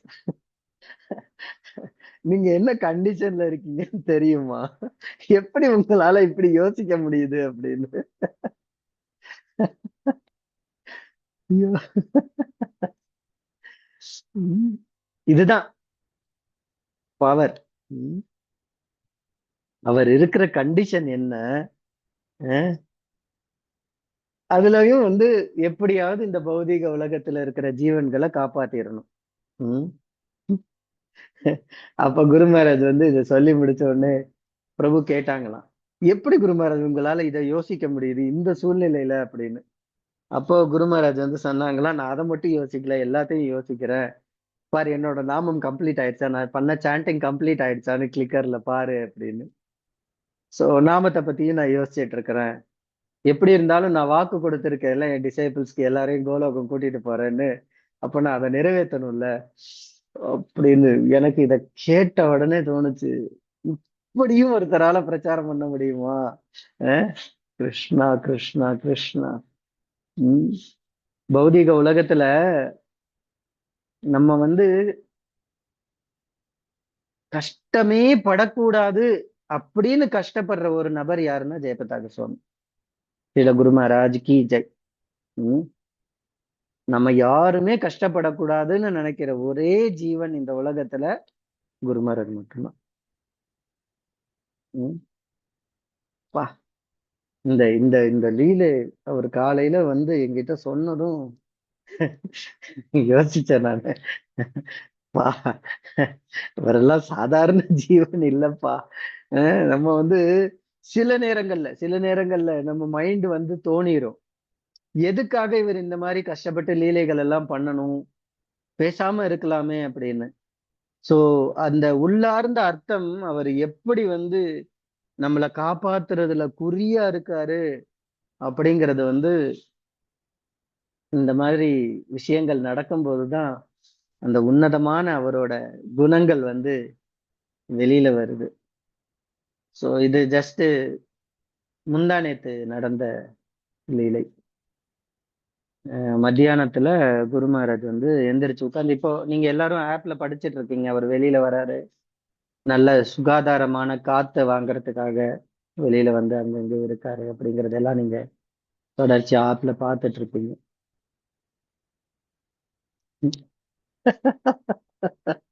பேச முடியல. என்ன தொண்டைக்குழியில இருக்கிற வோக்கல் கார்டை வெட்டிட்டாங்க. பேச முடியல. ஆனாலும் அவர் பண்றது, எப்பா. கீழே போயிருக்காரு வீல் சேர்ல. தேர்ட் ஃப்ளோர்ல இருந்து முத நாள் வந்து தேர்ட் ஃப்ளோரை சுத்தினாரு. ரெண்டாவது நாள் முத நாள் தேர்ட் ஃப்ளோரு, அப்புறம் செவன்த் ஃப்ளோர் இதெல்லாம் சுத்தி ஆஸ்பத்திரி எல்லாம் எப்படி இருக்கு, அதெல்லாம் இன்ஸ்பெக்ட் பண்ணாரு. அவரு இன்ஸ்பெக்ட் பண்ண போல, அங்க இருக்கிற எல்லா ஜீவன்களையும் விடுவிக்கிறதுக்காக அவரோட திருவடியை எல்லா இடத்துலயும் பதிச்சுட்டு வந்திருக்காரு. வீல் சேர்ல போய் எல்லா ஜீவன்களையும் விடுதலை பண்றதுக்காக போய் அங்கங்க வச்சுட்டு வந்திருக்கிறாரு. சோ போயிட்டு கீழே வந்துட்டு ஈவினிங் வந்து ரிசப்ஷனுக்கு போயிருக்காங்க. அந்த ரிசப்ஷன் பக்கத்துல அங்க நின்று பக்தர்களை பாக்குறதுக்காக ஃப்ரெஷ் ஏர் பண்றதுக்காக போயிருக்காரு. கூடவே ராதரமன் பிரபுவும் போயிருக்காங்க. போன உடனே குருமராஜ் ராதரமனை திரும்பி பார்த்து, where is mantra card, where is book, I want to preach. Give the nurses to mantra card, tell them to chant Hare Krishna. Krishna Hari Hari Hari Hari. Um. எங்க இருந்தாலும் சரி, பிரச்சாரம் தான் முக்கியம். எப்படியாவது ஜீவன்களை காப்பாத்திடணும். பௌதிக உலகத்துல யாருமே கஷ்டப்படக்கூடாது, எல்லாரும் கோலோகம் போயிடணும். என்ன ஒரு ஒரு என்ன சொல்றது, இதுக்கு ஏதாவது வார்த்தை இருக்காங்கிறது கூட எனக்கு தெரிய மாட்டேங்குது. அஹ் எப்படி இத கருணைன்னு சொல்றதா, காருண்யம்னு சொல்றதா, இல்ல நித்யானந்த பிரபுவே நேரடியா வந்து உட்கார்ந்து இந்த மாதிரி நம்ம கிட்ட லீலை பண்ணிட்டு இருக்கிறாரா? வார்த்தைகளற்ற ஒரு விஷயமும் இதெல்லாம். ஹரே கிருஷ்ணா பிரபு. வார்த்தைகளே இல்லாத ஒரு எந்த ஒரு விஷயத்துக்குள்ளாரையும் வந்து நம்மளால அவரை வந்து ஒரு ஒரு குறிப்பிட்ட பவுண்டரிக்குள்ளார கொண்டுட்டு வந்து நிறுத்தவே முடியல. இவ்வளவு பிரச்சாரத்துல தீவிரம் எப்படி குரு மகாராஜால? சோ பிரபுபாதர் வந்து ஸ்ரீல பிரபுபாதர் வந்து நிறைய அவருக்கு சீடர்கள் இருக்காங்க. ஒவ்வொருத்தருக்கும் அவங்களோட குணத்துக்கு தகுந்தாற் போல, அவங்களோட செயல்களுக்கு தகுந்தாற் போல பிரபுபாதர் வந்து இன்ஸ்ட்ரக்ஷன் கொடுத்திருக்காங்க. இன்னொரு முக்கியமான விஷயம் சொல்ல போனோம்னா, அவங்களோட கெப்பாசிட்டி அதுக்கு தகுந்தாற் போலதான் வந்து பிரபுபாதர் வந்து ஆணைகளை கொடுத்திருக்காரு. அந்த ஆணைகளை நிறைவேற்றுறதுக்கு சில சீடர்கள் எல்லாம் இருக்காங்க, ரொம்ப லிமிட்டடான இன்ஸ்ட்ரக்ஷன் அவங்களுக்கு கிடைச்சிருக்கு. அவங்க அவங்க கோட்டாவை முடிச்சுட்டாங்க. எல்லாரும் வைகுண்டத்துக்கு, பரமபதத்துக்கு, கோலோக பிருந்தாவனத்துக்கு கிளம்பி போயாச்சு. இல்ல அடுத்த லீலைகளுக்கு ரெடி பண்ணிட்டு அவங்க எல்லாரும் கிளம்பிட்டாங்க. உதாரணத்துக்கு சொல்லணும்னா, தவத்திரு பக்தி சாரு சுவாமி மகாராஜ் அவர்கள், அவங்களுக்கு பிரபுபாதர் கொடுத்த இன்ஸ்ட்ரக்ஷன் பாத்தீங்கன்னா, எல்லா புஸ்தகங்களையும் வந்து பெங்காலியில மொழிபெயர்க்கணும் அப்படிங்கிற ஒரு ஆணையை கொடுத்திருந்தாங்க. படபடான்னு அவங்களோட சேவையை ரொம்ப வேகமா முடிச்சுட்டாங்க. அவங்க லீலையும் முடிஞ்சிருச்சு, கிளம்பிட்டாங்க. இது மாதிரி பல்வேறு பக்தர்கள் ஒவ்வொருத்தருக்கும் நிறைய ஆணைகளை வந்து குரு மகாராஜ் வந்து கொடுத்துருக்காங்க. அவங்கவுங்க சைட்ல வந்து எந்த அளவுக்கு தீவிரமா அத முயற்சி பண்ணி செயல்படுத்தி பண்ண முடியுமோ அதுக்கான தீவிரத்துல எல்லா பக்தர்களுமே இறங்கி அவங்கவுங்க செஞ்சிட்டு இருக்காங்க. ஆனா ஒரே ஒரு நபருக்கு மட்டும் பிரபுபாதர் மேல அபாரமான நம்பிக்கை. எந்த அளவுக்கு அவருக்கு நம்பிக்கை அப்படின்னா, இவருக்கு என்ன டாஸ்க் கொடுத்தாலும் செய்வாரு அப்படிங்கிற ஒரு நம்பிக்கை சில பிரபுபாத இருக்கு. அதனால குரு மகாராஜ் மேல 32 டாஸ்க கொடுத்திருக்காரு குரு மகாராஜ். சோ குரு மகாராஜ் இதுவரை அதை எங்கேயுமே எழுதியும் வைக்கல. ஆனா எல்லா இன்ஸ்ட்ரக்ஷனும் மனப்பாடமா இருக்கு. ஒவ்வொரு இன்ஸ்ட்ரக்ஷனையும் செய்யறதுக்கு அவ்வளோ மெனக்கடல். கொஞ்சம் நஞ்சம் இல்ல, அவரோட மெனக்கடல்கள் எல்லாம் அன்லிமிட்டெட். நம்மளால எல்லாம் ஒரு ஒரு க்ஷணம் கூட கற்பனை பண்ண முடியாது இதெல்லாம் நம்மளால பண்ண முடியுமா அப்படின்னு. அந்த அளவுக்கு மெனக்கட்டு கிருஷ்ண உணர்வை பிரச்சாரம் பண்ணி மக்கள்கிட்ட கொண்டுட்டு போய் சேர்க்கணும். எப்படியாவது அவங்கள கிருஷ்ண உணர்வு மேஜர் டாப் மோஸ்ட் பாயிண்ட் என்ன அப்படின்னா, இந்த கட்டுண்ட வாழ்க்கையில இருக்கிற ஜீவன்களை காப்பாத்தி கிருஷ்ண உணர்வுல அவங்கள கொண்டாந்து சேர்க்கணும். இதுதான் குரு மகாராஜோட டாப் மோஸ்ட் இன்ஸ்ட்ரக்ஷன் சில பிரபுபாத் குரு மகாராஜ் கொடுத்தது. ஸோ அந்த இன்ஸ்ட்ரக்ஷனை கடைபிடிக்கிறதுக்காக அவர் எந்த எக்ஸ்ட்ரீமுக்கும் போறாரு. அவரோட சிந்தனை, எண்ணம், செயல் எல்லாமே ஒரே நோக்கம்தான், எப்படியாவது ஜீவன்களை காப்பாற்றியது. சோ சீடர்களாகிய நாம என்ன பண்ணணும், நம்மளால அவர் அளவுக்கு சிந்திக்க முடியாது, அவர் செய்யற அளவுக்கு நம்மளால செய்ய முடியாது. அவர் செய்யற விஷயத்துக்கு நம்ம உதவி பண்ணலாம். என்ன பண்ணணும், அவர் நமக்கு கொடுத்திருக்கிற இன்ஸ்ட்ரக்ஷன் எப்படி அவர் பிரச்சாரம் பண்ணி கட்டுண்ட வாழ்க்கையில இருக்கிற ஜீவன்களை கிருஷ்ண உணர்வுல கொண்டுட்டு வந்து சேர்க்கிறாரோ, அதே மாதிரி நம்மளால முடிஞ்ச அளவுக்கு ஒருத்தர் ஒரு சோலை கனெக்ட் பண்ணுவோம். அப்படி கான்டாக்ட் பண்ணி கொண்டுட்டு வந்தோம்னா கிருஷ்ணா கண்டிப்பா குரு நம்மளோட சேவைகள்லையும் செயல்கள்லையும் திருப்தி ஆயிடுவார். இதுக்கு முன்னாடி குரு மகாராஜ் நாங்க எல்லாரும் மலேசியால இருக்கும்போது அங்க அந்த சும்மா ஒரு பர்சனல் டாபிக் ஓடிக்கிட்டு இருந்தது. அப்ப குரு மகாராஜ் அங்க இருந்த தலைவர்களை எல்லாம் பார்த்து கேட்டாரு, இஸ்கான் ஆரம்பிச்சு இன்னைக்கு 57 வருடங்கள் ஆயிடுச்சு, 57 58 வருடங்கள் ஆயிடுச்சு. ஒரு வருடத்திற்கு 10 பக்தர்கள் அப்படின்னு கணக்கு பண்ணாலும் கூட கிட்டத்தட்டமா 60,000 பக்தர்கள் வந்திருக்கணும். ஓகேவா? 60,000 பக்தர்கள். அப்படி 60,000 பக்தர்கள் வந்திருக்காங்க அப்படின்னா ஒவ்வொரு சென்டருக்கும் குறைஞ்சது இத்தனை பேராவது இருப்பாங்க. 60,000 ஒரு வருடத்துக்கு. ஓகே, சோ என்னோட கணக்கு தப்பாயிடுச்சு.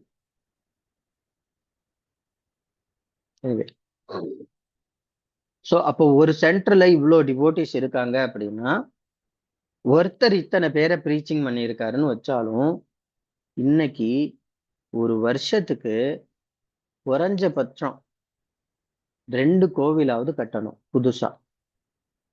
அப்ப பிரச்சாரம் எங்கேயோ பிரச்சனை இருக்கு.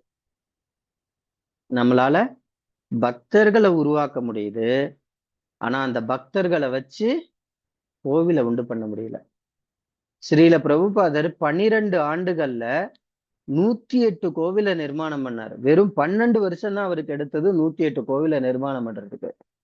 ஆனா நமக்கு 57 வருஷம் ஆயிருக்கு. மொத்தமா இஸ்கான்ல இருக்கிற கோவில்கள் எத்தனை அப்படின்னா ஒரு 600 இல்ல 800 கோவில்கள் மட்டும்தான் இருக்கு. அப்ப எங்கேயோ பிரச்சாரத்துல எங்கேயோ பிரச்சனை இருக்கு. அந்த பிரச்சாரத்தை தீவிரப்படுத்துறதுக்கு நம்ம என்னெல்லாம் வழி பண்ணணும், எப்படி எல்லாம் ப்ரீச்சிங் பண்ணணும், எப்படி ப்ரீச்சிங் பண்ணா பக்தர்களை இன்னும் அட்ராக்ட் பண்ணி அவங்கள உள்ளார கொண்டுட்டு வர முடியும், இதை பத்தி எல்லாம் சிந்திங்க அப்படின்னு சொல்லி குரு மகாராஜ் அவங்களுக்கு இன்ஸ்ட்ரக்ஷன் கொடுத்துட்டு இருந்தாரு. சோ நம்ம என்ன பண்ணணும், நமக்கு என்ன மாதிரியான இன்ஸ்ட்ரக்ஷன் வந்திருக்கு, எப்படியாவது கட்டுண்ட வாழ்க்கையில இருக்கக்கூடிய ஒரு ஜீவனையாவது காப்பாற்றி கிருஷ்ண உணர்வுக்கு கொண்டுட்டு வந்துடணும். எப்படி அந்த ஒரு கிறிஸ்டின் நர்ஸ் ஒரே ஒரு தடவை ஹரே கிருஷ்ணா சொன்னதுக்கே குரு மகாராஜ் பரமானந்தத்துல வர்றவங்க எல்லார்ட்டையுமே சொல்லிட்டு இருக்காரு, நான் ஹரே கிருஷ்ணா சொல்ல வச்சுட்டேன், நான் ஹரே கிருஷ்ணா சொல்ல வச்சுட்டேன், நான் ஹரே கிருஷ்ணா சொல்ல வச்சுட்டேன் அப்படின்னு சொல்லி அவ்வளவு பேரானந்தப்பட்டுட்டு இருந்தாரோ. ஈவன் இந்த ஹெல்த் கண்டிஷன்லயும் கூட பெட்ல படுத்திருக்காரு.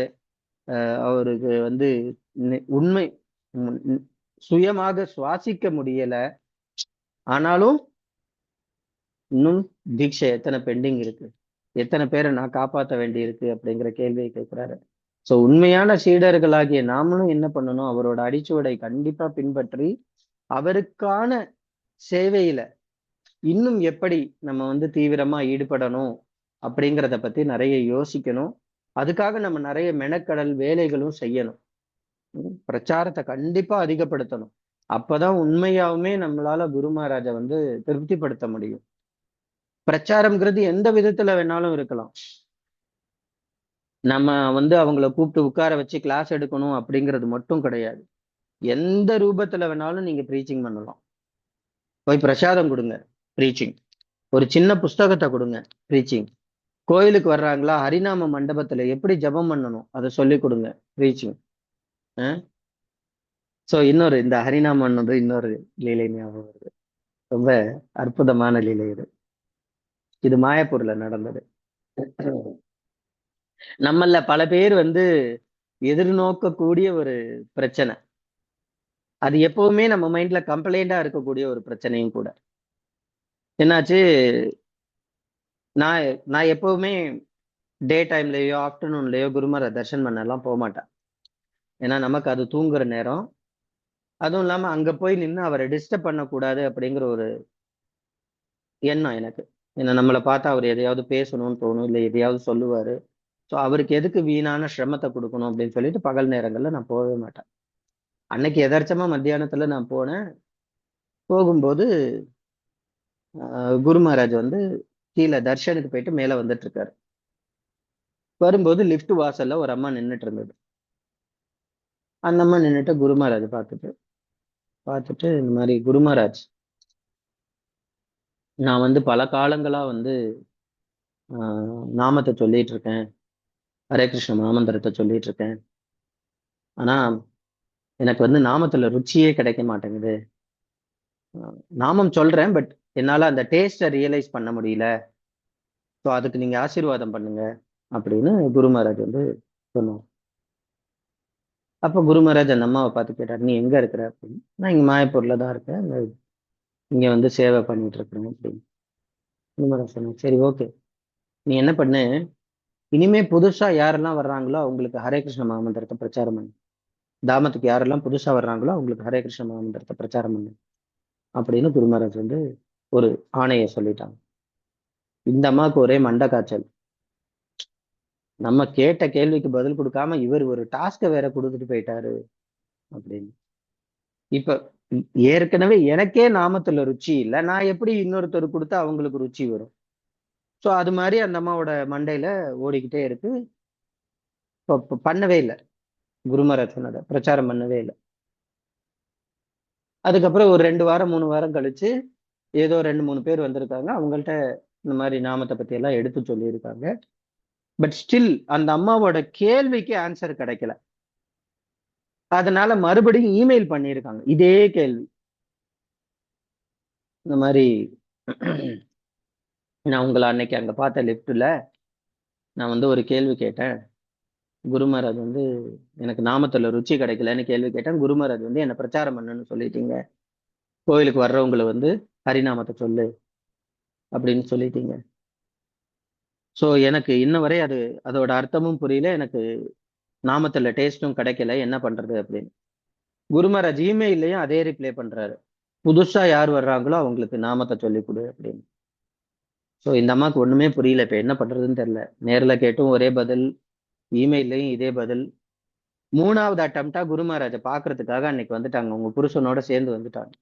வந்துட்டு குரு மகாராஜிட்ட சொல்றாங்க, குரு மகாராஜ் தயவு செஞ்சு என் கேள்விக்கு ஆன்சர் சொல்லிருங்க.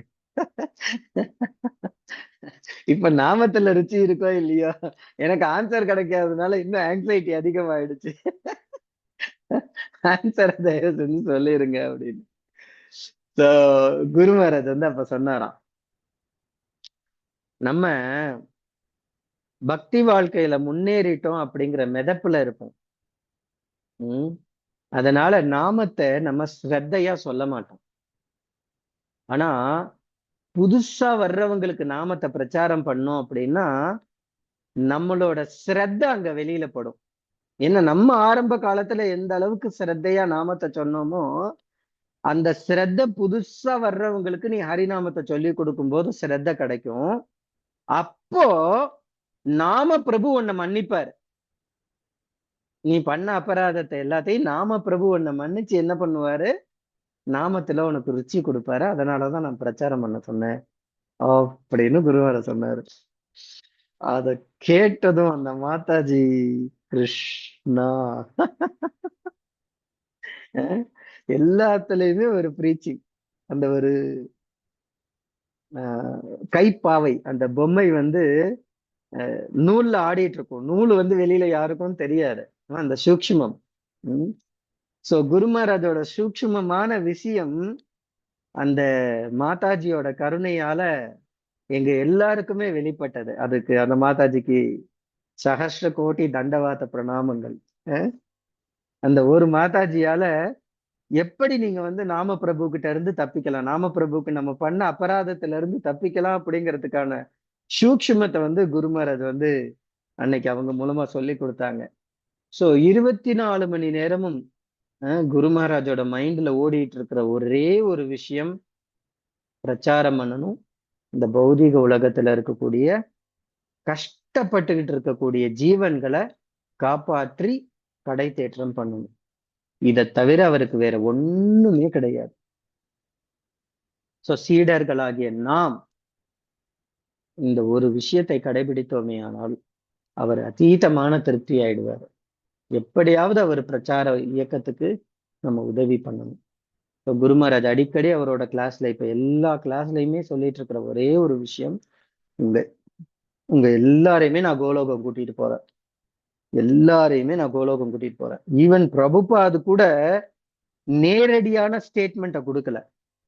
பிரபுபாத் என்ன சொல்லியிருக்காரு, if you are qualified I will take you back home back to garden from the back door. பின்வழியா நான் உங்களை கோலோகம் கூட்டிட்டு போறேன்னு பிரபுபாத் சொல்லியிருக்காரு. But Guru Maharaj direct statement, நேரடியா சொல்லியிருக்காரு, நான் கூட்டிட்டு போறேன் உங்களை, நான் சொன்ன விஷயத்த நீங்க கடைபிடிச்சா. அவர் என்ன சொல்லியிருக்காரு, ஒவ்வொருத்தரையும் கூப்பிட்டு வச்சு, விஸ்வேஸ்வரி மாதாஜி நீங்க ஒரு 20 லட்சம் பக்தர்களை ரெடி பண்ணணும், சைத்தன்ய சேவினி மாதாஜி நீங்க ஒரு 10 லட்சம் பக்தர்களை ரெடி பண்ணணும், இப்படியா சொல்லியிருக்காரு? இல்ல. 16 மணி ஒரு 4 நியமங்களை கடைபிடிங்க, அதுக்கப்புறமா 16 சுற்றுக்கள் ஹரே கிருஷ்ண மகாமந்திரத்தை தீவிரமா கடைபிடிங்க. நான் பண்ற பிரபுபாத் மூமெண்ட்டுக்கு ஒத்துழைப்பு கொடுக்கணும். பிரபுபாதர் இயக்கத்துக்கு நீங்க ஒத்துழைப்பு கொடுக்கணும். நான் பிரச்சாரம் பண்றதுக்கு எனக்கு சப்போர்ட் பண்ணுங்க. இதுதான் அவர் கொடுத்திருக்கிற இன்ஸ்ட்ரக்ஷன். இந்த 3 இன்ஸ்ட்ரக்ஷனை மட்டும் நம்ம ஃபாலோ பண்ணினோம்னா இனிமே ஜென்ம மிருத்யு ஜரா வியாதிக்கு டாடா பை பை. போயிடலாம், நம்ம வீட்டுக்கு போயிடலாம். சிந்தாமணி கற்களால கட்டின வீடு அங்க இருக்கு. சும்மா இந்த செங்கல் சிமெண்ட் வீடை விட்டுட்டு நமக்காக கட்டின வீடு அங்க வச்சிருக்காரு கிருஷ்ணர். ரொம்ப அற்புதமா ஒரு வீடை கட்டி வச்சிருக்காரு. சிந்தாமணி பிரகர சத்ம சுகல்ப விரக்ஷ லக்ஷாவிரதே சுசுரதீர பிபாலயந்தம் லக்ஷ்மி சஹஸ்ர சத சம்பிரம சேவியமானம் கோவிந்தமாதி புருஷம் தமஹம் பஜாமி. அந்த அற்புதமான தாமத்துல குரு மகாராஜும் இருப்பாங்க, ராதா மாதவும் இருப்பாங்க, பஞ்சதத்துவாவும் இருப்பாங்க.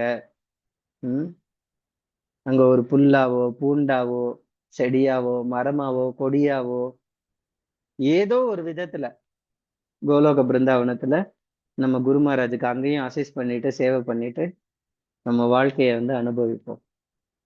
ஆக எல்லாருமே குரு மகாராஜோட மனோநிலை இன்னைக்கு முழுவதுமாக உங்களுக்கு வெளிப்படுத்தப்பட்டது. அவரோட மனோநிலை பிரச்சாரம். என்ன சூழ்நிலையானாலும் சரி, அவர் எப்படி கஷ்டப்பட்டுட்டு இருந்தாலும் சரி, அவரோட ஒரே இன்டென்சிவ் டிசையர் இந்த பௌதிக உலகத்துல கஷ்டப்பட்டுட்டு இருக்கிற ஜீவன்களை கடை தேற்றம் பண்ணணும், காப்பாற்றணும், விடுவிக்கணும், தீட்சை கொடுக்கணும். தீட்சைக்காக எவ்வளவு சண்டையெல்லாம் போட்டிருக்காங்க தெரியுமா? அவரோட காட் பிரதர்ஸ் எல்லாருமே சொல்லிட்டாங்க, நீ தீட்சை கொடுக்கறத நிறுத்து, உன் உடம்பு சரியாகும். சீடர்களை ஏத்துக்கிறத நிறுத்து, நீ வந்து எந்த பிரச்சனை இல்லாம இருப்பேன்னு. ஆனா அவங்கள்ட்டே இவர் போய் சொல்லுவார், இல்ல பிரபுபாதர் என்ன பிரச்சாரம் பண்ணி டிசைபிள்ஸ் அக்செப்ட் பண்ண சொல்லியிருக்காரு, அதனால நான் பண்ணுவேன். பிரபுபாத் கொடுத்த ரூல்ஸ்ல ஒரு ரூல்ஸ். அதனால நான் என்ன கஷ்டப்பட்டாலும் பிரச்சனை இல்லை. என்னோட வேலை மத்தவங்களை காப்பாத்துறது. என்ன ஒரு கருணை அவருக்கு!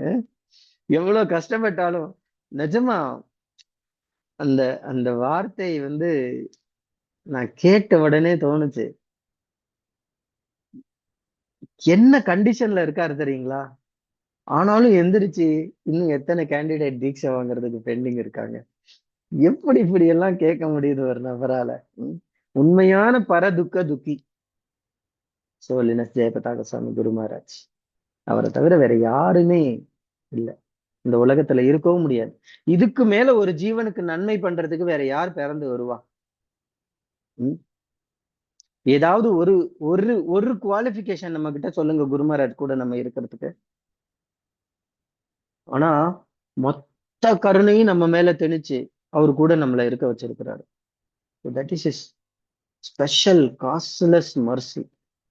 ஆக நமக்கு கிடைச்ச இந்த விஷயத்த வந்து ரொம்ப அற்புதமா பயன்படுத்திக்கிட்டு நம்மளால எவ்வளவு முடியுதோ, எந்த அளவுக்கு முடியுதோ முயற்சி பண்ணி இன்னும் பௌதீக உலகத்துல இருக்கக்கூடிய கட்டுண்ட ஜீவன்களை கடை தேற்றம் பண்ணணும் அப்படின்னு சொல்லி உங்க எல்லார்ட்டையுமே நான் வந்து வேண்டி கேட்டுக்கிறேன். ஸோ உங்களை யாருக்காவது ஏதாவது கேள்விகள் இருந்தா இன்னைக்கு கேட்கலாம். ஒரு அரை மணி ஹரே நேர கிருஷ்ணா காலம். பிரபு. ஹரே கிருஷ்ண மதாஜி. ஹரே கிருஷ்ணா. என்கிட்ட திரும்ப திரும்ப ஒரு குருமராஜுக்கு இப்ப உடம்பு சரியில்லாம இருந்தது இல்லையா, ஒரு 45 டேஸா. அப்ப வந்து 2-3 பேர் திரும்ப திரும்ப கேட்ட கேள்வி, குருமராஜ் வந்து எவ்வளவோ அற்புதம் பண்ணியிருக்கிறாரு, எத்தனையோ பேரோட நோயை தீர்த்து வச்சிருக்கிறாரு. இப்ப கூட நீங்க சொன்னீங்க ஒரு பையன் கையில தலை வச்சதும் அவரோட எல்லா நோயும் போயிடுச்சு அப்படின்னு சொல்லி. அப்படி இருக்கையில ஏன் குருமராஜுக்கு தெரியும் இல்லையா தனக்கு என்ன பிரச்சனைன்னு? அவங்க நிறைய அழுதுட்டாங்க, கேட்கையிலே அழுதுட்டாங்க. ஏன்னா குருமராஜ் இந்த மாதிரி வந்து அவர் சுவாசிக்க முடியல, இந்த மாதிரி ஒரு நிமிஷம் வந்து அந்த கான்சியஸே இல்லாம இருந்தாங்க போட்டிருந்தாங்க.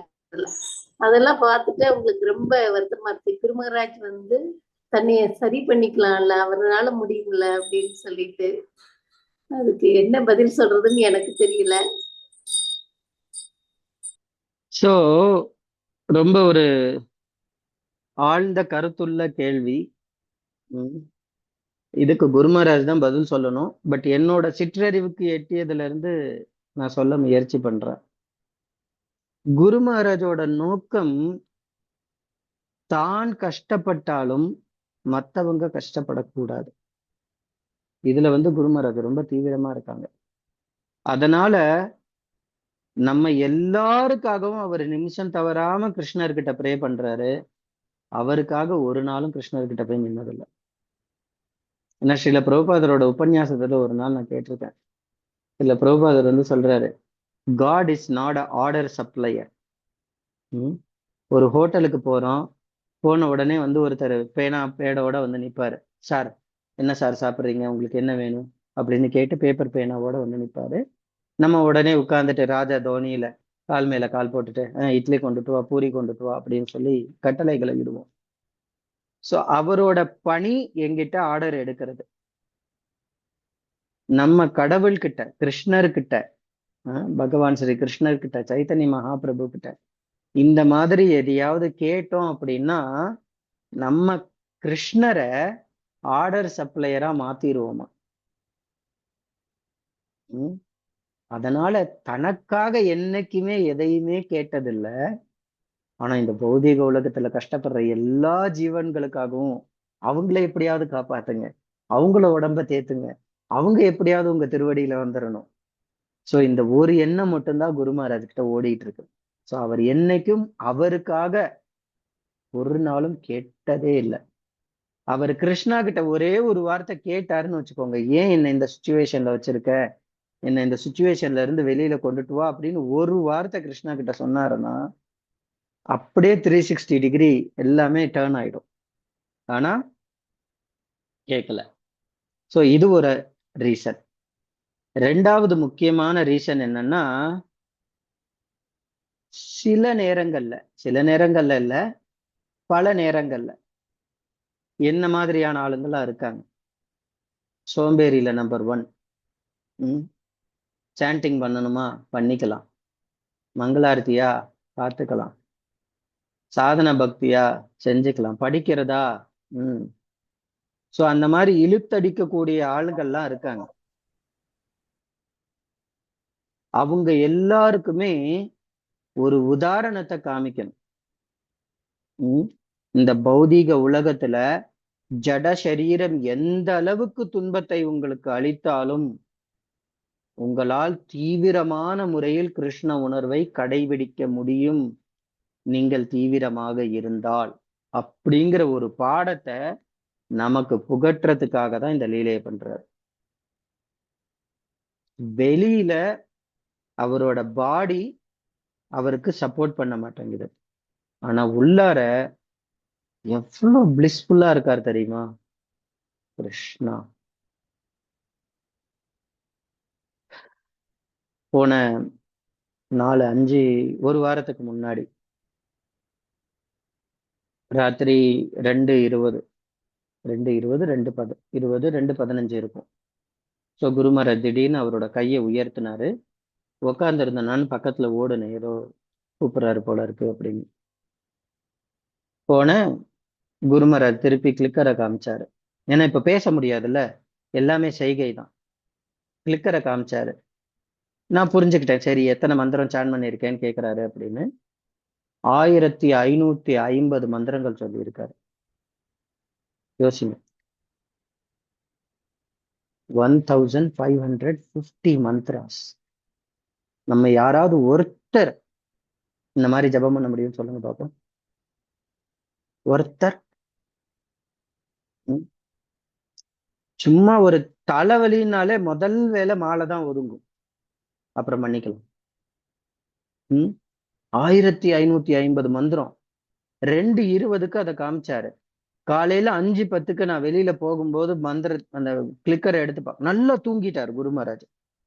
சரிங்களா, காலையில 5:20 நான் வெளியில வரும்போது கிளிக்கரை எடுத்து பாக்குறேன், 1843 மந்திரங்கள், 16 ரவுண்டு முடிஞ்சிருச்சு.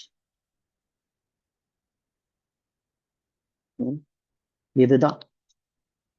சோ தன்னுடைய சரீரம் எந்த நிலையில இருந்தாலும் ஐ எம் வெரி ஹாப்பி, பிளிஸ்ஃபுல்லா என்னால கிருஷ்ணா கான்சியஸ்னஸ பிராக்டிஸ் பண்ண முடியும்.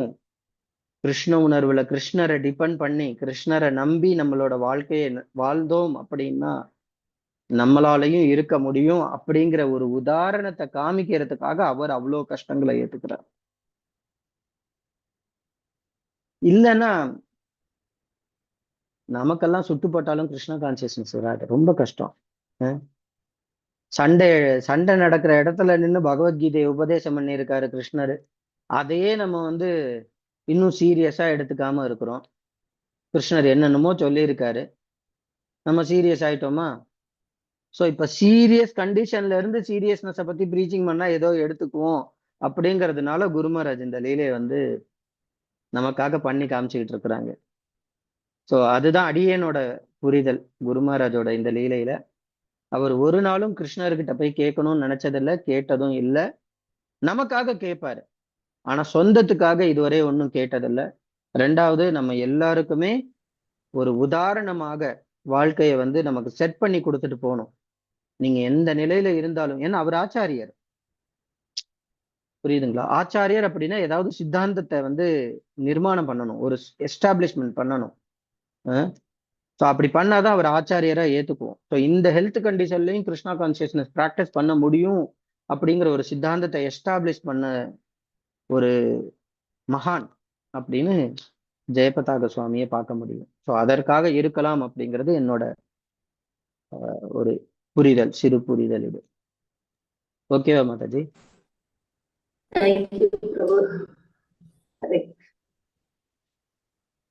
விஸ்வேஸ்வரி மாதாஜி. हरे कृष्णा माताजी, दंडवत प्रणाम. हरे कृष्णा माताजी, दंडवत प्रणाम. हरे कृष्णा प्रभु, दंडवत प्रणाम प्रभु. தண்டவத் பிரணாம். நீங்க அந்த நாம ருச்சி நான் அந்த கேள்வி கடைசியில கேட்கணும் அப்படின்னு நான் நினைச்சேன் உங்ககிட்ட.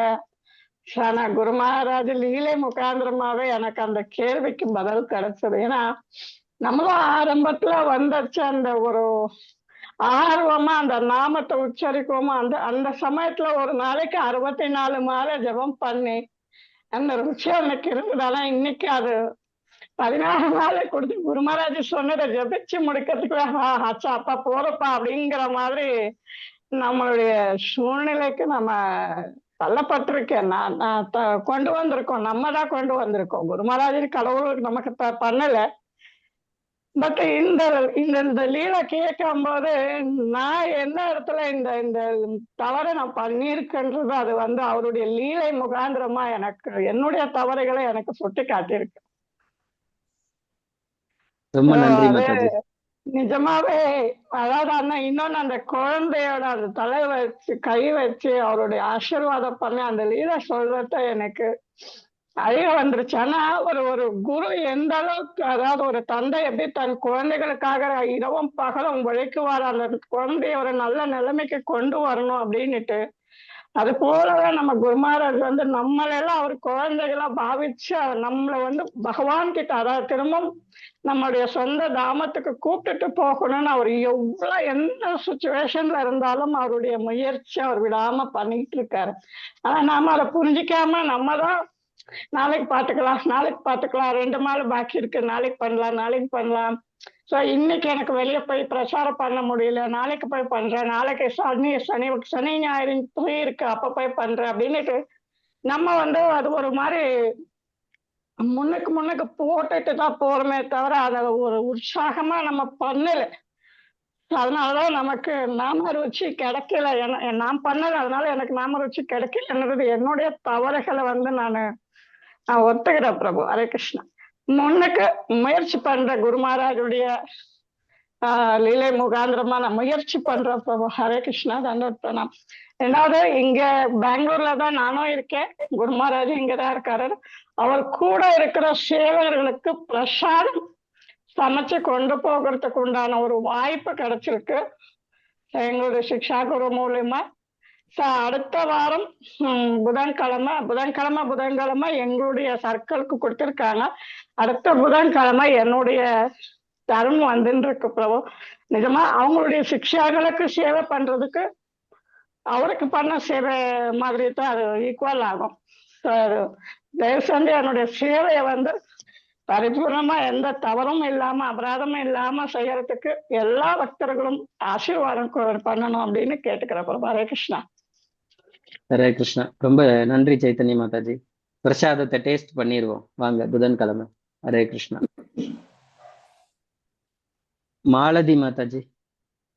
हरे कृष्णा प्रभु जी, प्रणाम प्रभु जी. தண்டவத் பிரணாம் மாதாஜி. எஸ் பிரபு ஜி, நன்றி பிரபு ஜி. மாதாஜி ஒரு கேள்வி கேட்டாங்க. குரு மகாராஜ் இப்படி ஹாஸ்பிட்டலைஸ்ட் ஆன நாள்ல இருந்து எல்லாரும் கேள்வி கேட்டுட்டே இருக்காங்கன்ட்டு, வித் யுவர் பெர்மிஷன் எனக்கு என்ன தோணுச்சு அப்படிங்கறத நான் ஷேர் பண்றேன் பிரபு ஜி.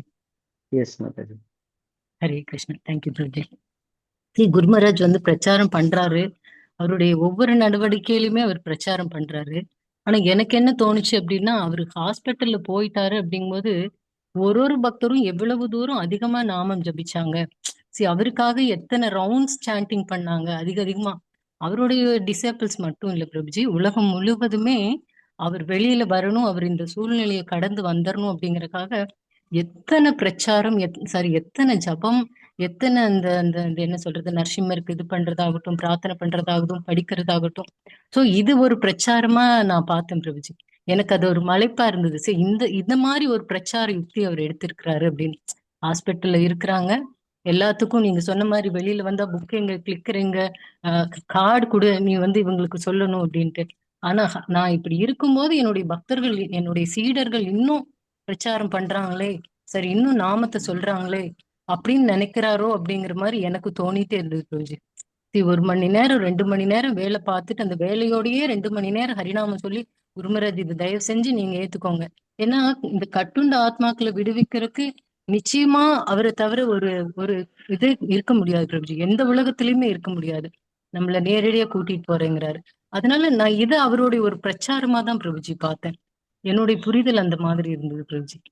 தவறா என்னன்னு தெரியல, அப்படிதான் பிரபுஜி நான் யோசிச்சேன். ரொம்ப ரொம்ப சரியான கருத்தை தெரிவிச்சிருக்கீங்க. என்ன விஷயம்னா மாதாஜி, நம்ம வந்து பல நேரங்கள்ல கிராண்டடாவே எடுத்துருவோம், புரியுதுங்களா? இருக்கட்டும் அப்படிங்கிற நிலையிலேயே நம்ம வந்து பல நேரங்கள்ல இருந்துருவோம். அந்த அந்த பிரபுபாத் வந்து சொல்லுவார் இல்லையா, பாகவதத்துல எல்லா புஸ்தகங்கள்லயும் என்ன சொல்றாரு, தீவிரேன பக்தி யோகேனா, பக்தி யோகம் வந்து தீவிரமா கடைபிடிக்கணும். சோ அந்த தீவிரம் வந்து சில நேரத்துல நம்ம கிட்ட வந்து கீழே இறங்கிரும். ஓகேங்களா? சோ வருஷத்துக்கு ஒரு நாள் இந்த மாதிரி ஆஸ்பத்திரியில போய் படுத்தாருன்னா நம்ம தீவிரம் ஆயிடுவோம். இப்ப எப்படி ஜெபம் பண்ணோம் எல்லாரும்? மாலையை கையில எடுத்து அழுதுகிட்டே இருந்தோமா? கிருஷ்ண பிரேமையில அழுகுறோமா இல்லையோ, குரு மகாராஜ் வந்து நல்லாயி வரணும்னு அழுகுறோமா? மகாபிரபுட்ட வேண்டணுமா, ராதமாதவ்கிட்ட வேண்டணுமா, நரசிம்மர்கிட்ட வேண்டணுமா? சோ நம்ம நார்மலா இருந்த ஒரு பர்சன்டேஜ் பக்தி தொண்டு பண்ணி இருந்திருக்கோம் அப்படின்னா, இவர் ஹாஸ்பிட்டல்ல இருந்த இந்த நாள்ல ஒரு 20% பக்தி தொண்டுக்கு நம்மள மேல ஏத்தி விட்டுட்டாரு. இதை எத்தனை பேர் எஸ்ன்றீங்க? ரைட்? ஒரு 20% நம்ம மேல ஏத்தி விட்டுட்டாரு. சோ இது குரு மகாராஜோட அகாரமான கருணை. ஏன்னா நம்ம ஒரே இடத்துல நின்றுட்டே இருப்போம், அரைச்சமாக சர்மித்தானா, நம்மளோட வேலையே அவ்வளவுதான். இதுக்கு ஒரு உதாரணம் நல்லா சொல்லலாம். இந்த குதிரை பந்தயம் எல்லாம் பண்ணுவாங்க. சில நேரங்கள்ல கொஞ்சம் வயதான குதிரைகள், அதாவது அதுக்கு இன்னும் எனர்ஜி இருக்கு, பட் ரேஸ்ல ஓடுற அளவுக்கு எனர்ஜி வந்து கொஞ்சம் கம்மியா இருக்கு. அந்த மாதிரி குதிரைகளும் இந்த ஓட்ட பந்தயத்துல, குதிரை பந்தயத்துல வந்து நிக்கும். சோ அந்த குதிரை மேல ஏறி உட்கார்ந்து இருப்பாருல்ல, அவர் கால்ல ஒரு செருப்பு ஷூ அணிஞ்சிருப்பாரு. அந்த ஷூல ஒரு சக்கரம், முள் சக்கரம் இருக்கும். ஓகேங்களா? அந்த முள் சக்கரத்தை போட்டுட்டு தான் அவரு அந்த குதிரை மேல ஏறி சவாரி பண்ண ஆரம்பிப்பாரு. இப்ப என்ன பண்ணுவாரு அப்படின்னா, இந்த குதிரை கொஞ்சம் சுணப்பாகி தன்னுடைய வேகத்தை குறைக்கும் போது அந்த முள் சக்கரம் உள்ள ஷூல வச்சு குதிரையோட பின்னம் பகுதியில, அதோட காலுக்கு நடுவுல தொடையில வந்து ஒரு குத்து குத்துவாரு. அந்த குத்துன உடனே வலி தாங்காம குதிரை பிச்சுக்கிட்டு ஓடும். ஓகேங்களா? சோ இந்த உதாரணத்தை நான் எதுக்காக சொல்றேன் அப்படின்னா, நம்ம சுணங்கிடுவோம். ஓகே, ஏன்னா கிருஷ்ண பக்தியில அதிமேதாவிகள் நம்ம எல்லாரும். கொஞ்சம் கீழே இறங்கிடுவோம். குரு மகாராஜுக்கு நல்லா தெரியும் இந்த குதிரையை எப்படி ஓட வைக்கணும்னு. சோ நேரடியா இன்ஸ்ட்ரக்ஷன் பண்ணா நம்ம ஃபாலோ பண்ண மாட்டோம். அதனால என்ன பண்றாரு, தன்னை வருத்தி பெட்ல படுத்தாரா? எவ்வளவு பேரு கதறிக்கிட்டே சான் பண்றாங்க, வார்த்தை வரமாட்டேங்குது, ஹரே கிருஷ்ண மந்திரம் கூட முழுசா வரமாட்டேங்குது, எப்படியாவது என் குரு மகாராஜை திருப்பி கொடுத்துரு அப்படின்னு சான் பண்றாங்க. இப்போ கிருஷ்ண பக்தியில ஆட்டோமேட்டிக்கா முன்னுக்கு போறதுக்கு உதவி பண்ணியிருக்காரு. சோ இதுதான் நம்மளோட ஆன்மீகத்துக்கு குருநாதர் நமக்கு பண்ணக்கூடிய ஒரு பரோபகாரம். நான் இன்னும் மேல முன்னேறணும் பக்தியில, இன்னும் அதிகமான பக்தி தொண்டை செய்யணும் அப்படிங்கிறதுக்காக அவர் இந்த லீலைகளை பண்ணிட்டு இருக்கிறதாக என்னுடைய புரிதல். இத வந்து பிரச்சாரம் அப்படிங்கிற அடிப்படையிலையும் பார்க்கலாம். நம்ம எப்பவுமே ஒரு விஷயம் என்ன பண்ணணும் தெரியுங்களா, எனக்கானதாக எடுத்துக்கொள்ள வேண்டும். அப்பதான் நம்ம முன்னேற முடியும். This is for me. இப்ப குரு மகாராஜ் படுத்திருக்கிறதுக்கு காரணம் நானு, என்னோட சாண்டிங் சரியா இல்ல, நான் வந்து சரியா பிரச்சாரம் பண்ணல, இந்த மாதிரி எண்ணத்தை நான் எனக்குள்ளார வளர்த்துக்கிட்டேன் அப்படின்னா, so I can able to advance in Krishna consciousness. So அதுதான் என்னுடைய புரிதல். மறுபடியும் மாலதி மாதாஜியை கேட்டிருக்காங்க. என்ன மாதாஜி? அதான் பிரபுஜி, எனக்கு அந்த குற்ற உணர்ச்சி வந்தது. நம்மளுடைய குற்றத்தின ஸ்பெஷலி என்னோட தவறுனாலதான் ஒவ்வொரு முறையும் கஷ்டப்படுறாரு. அதனால நான் மாறணும் அப்படின்னு யோசிச்சேன் பிரபுஜி. அதனாலதான் நீங்க சொன்ன மாதிரி அது நம்ம இப்ப 20%ங்கிறது அது 100% ஆனாதான் அது நம்ம அவருக்கு செய்யற காணிக்கை பிரபுஜி. கண்டிப்பா கண்டிப்பா. ஏன்னா நமக்காக அவர் தீவிரமா முயற்சி பண்ணிக்கிட்டே இருக்காரு. கிருஷ்ணா வந்து 3 டேர்ம்ஸ்ல ஒரு ஜீவனை வந்து பௌதிக உலகத்துல இருந்து ஆன்மீக உலகத்துக்கு கொண்டுட்டு போவார். முதல் டேர்ம் வந்து அவரோட கர்மாவை மொத்தமா கழிப்பாரு. ஸோ அந்த கர்மா கழிக்கிறதுக்காக கிருஷ்ணா அவங்களுக்கு ரொம்ப டிஃபிகல்ட்டி எல்லாம் கொடுப்பாரு. அவ்வளோ சிரமப்படணும் வாழ்க்கையில, அவ்வளோ கஷ்டங்களை அனுபவிக்கணும். ஏன்னா கஷ்டத்துல தான் வந்து பகவான் கிட்ட ரொம்ப நெருங்கி போயிட்டு இருப்போம். இந்த கஷ்டங்களை கொடுத்து கொடுத்து கொடுத்து கொடுத்து நம்மளோட கர்மாக்களை எல்லாம் மைனஸ் பண்ணி அதன் மூலமா கிருஷ்ணா வந்து நம்மளை கூட்டிட்டு போறதுக்கு ஒரு முயற்சி எடுப்பாரு. ரெண்டாவது டேர்ம்ஸ் என்னன்னா, நம்மளை முழுவதுமாக குரு கிட்ட பொறுப்பை கொடுத்துருவாரு. நீ பார்த்து இந்த கழுசடையை மேல கூட்டிட்டு வா அப்படின்னு சொல்லி அவர்கிட்ட நம்மளை கொடுத்துருவாரு. ஸோ இப்ப குரு தலைபார அடிச்சுக்க வேண்டியதா இருக்கு நம்மளை கிருஷ்ணா கிட்ட கொண்டுட்டு போறதுக்கு. மூணாவது முறை அவரோட காருண்யம் நேரடியாக அவரே வந்து ஜீவன்களை கூட்டிட்டு போறதுக்கு. ஸோ அந்த நேரடியா அவர் வந்து கூட்டிட்டு போற அளவுக்கு நம்மளை தயார் பண்ண வேண்டியது குருவோட வேலை. ஸோ அதுக்காக தான் குரு அவ்வளவு மெனக்கடல் பண்ணிட்டு இருக்காரு. ஓகே, வேற யாருக்கும் ஏதாவது கேள்விகள் இருக்கா? கேள்விகள், கருத்துக்கள்? இல்லையா பிரபு, தலையாட்டுறாங்க.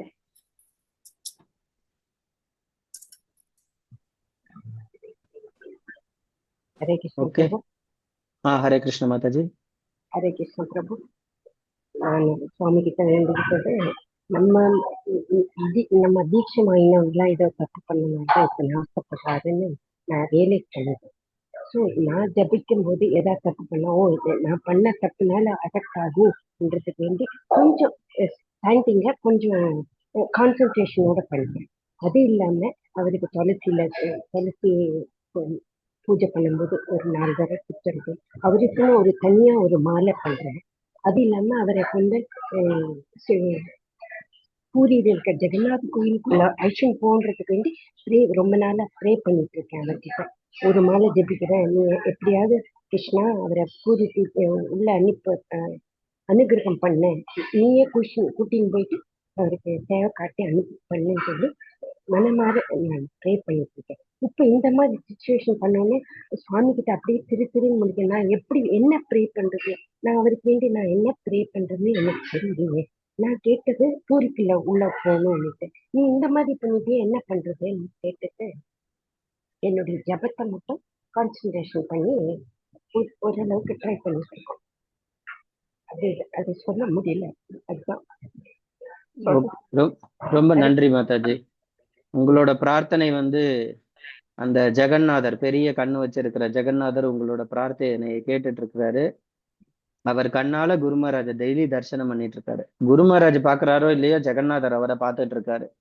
ஸோ அதனால உங்களோட பிரார்த்தனைக்காகவாவது ஜெகநாதர் வந்து அவரை ரொம்ப சீக்கிரமா அவரோட உடல் நலம் சரி பண்ணி நீங்க விருப்பப்பட்ட மாதிரி ஜெகநாதர் கோயிலுக்குள்ளார அவரை கூட்டிட்டு போறதுக்கான விருப்பங்களை ஜெகநாதரே நிறைவேற்றுவார். ஹரே கிருஷ்ணா. ஹரே கிருஷ்ணா. நீங்களே நினைக்கலாமே, நீங்களே நினைச்ச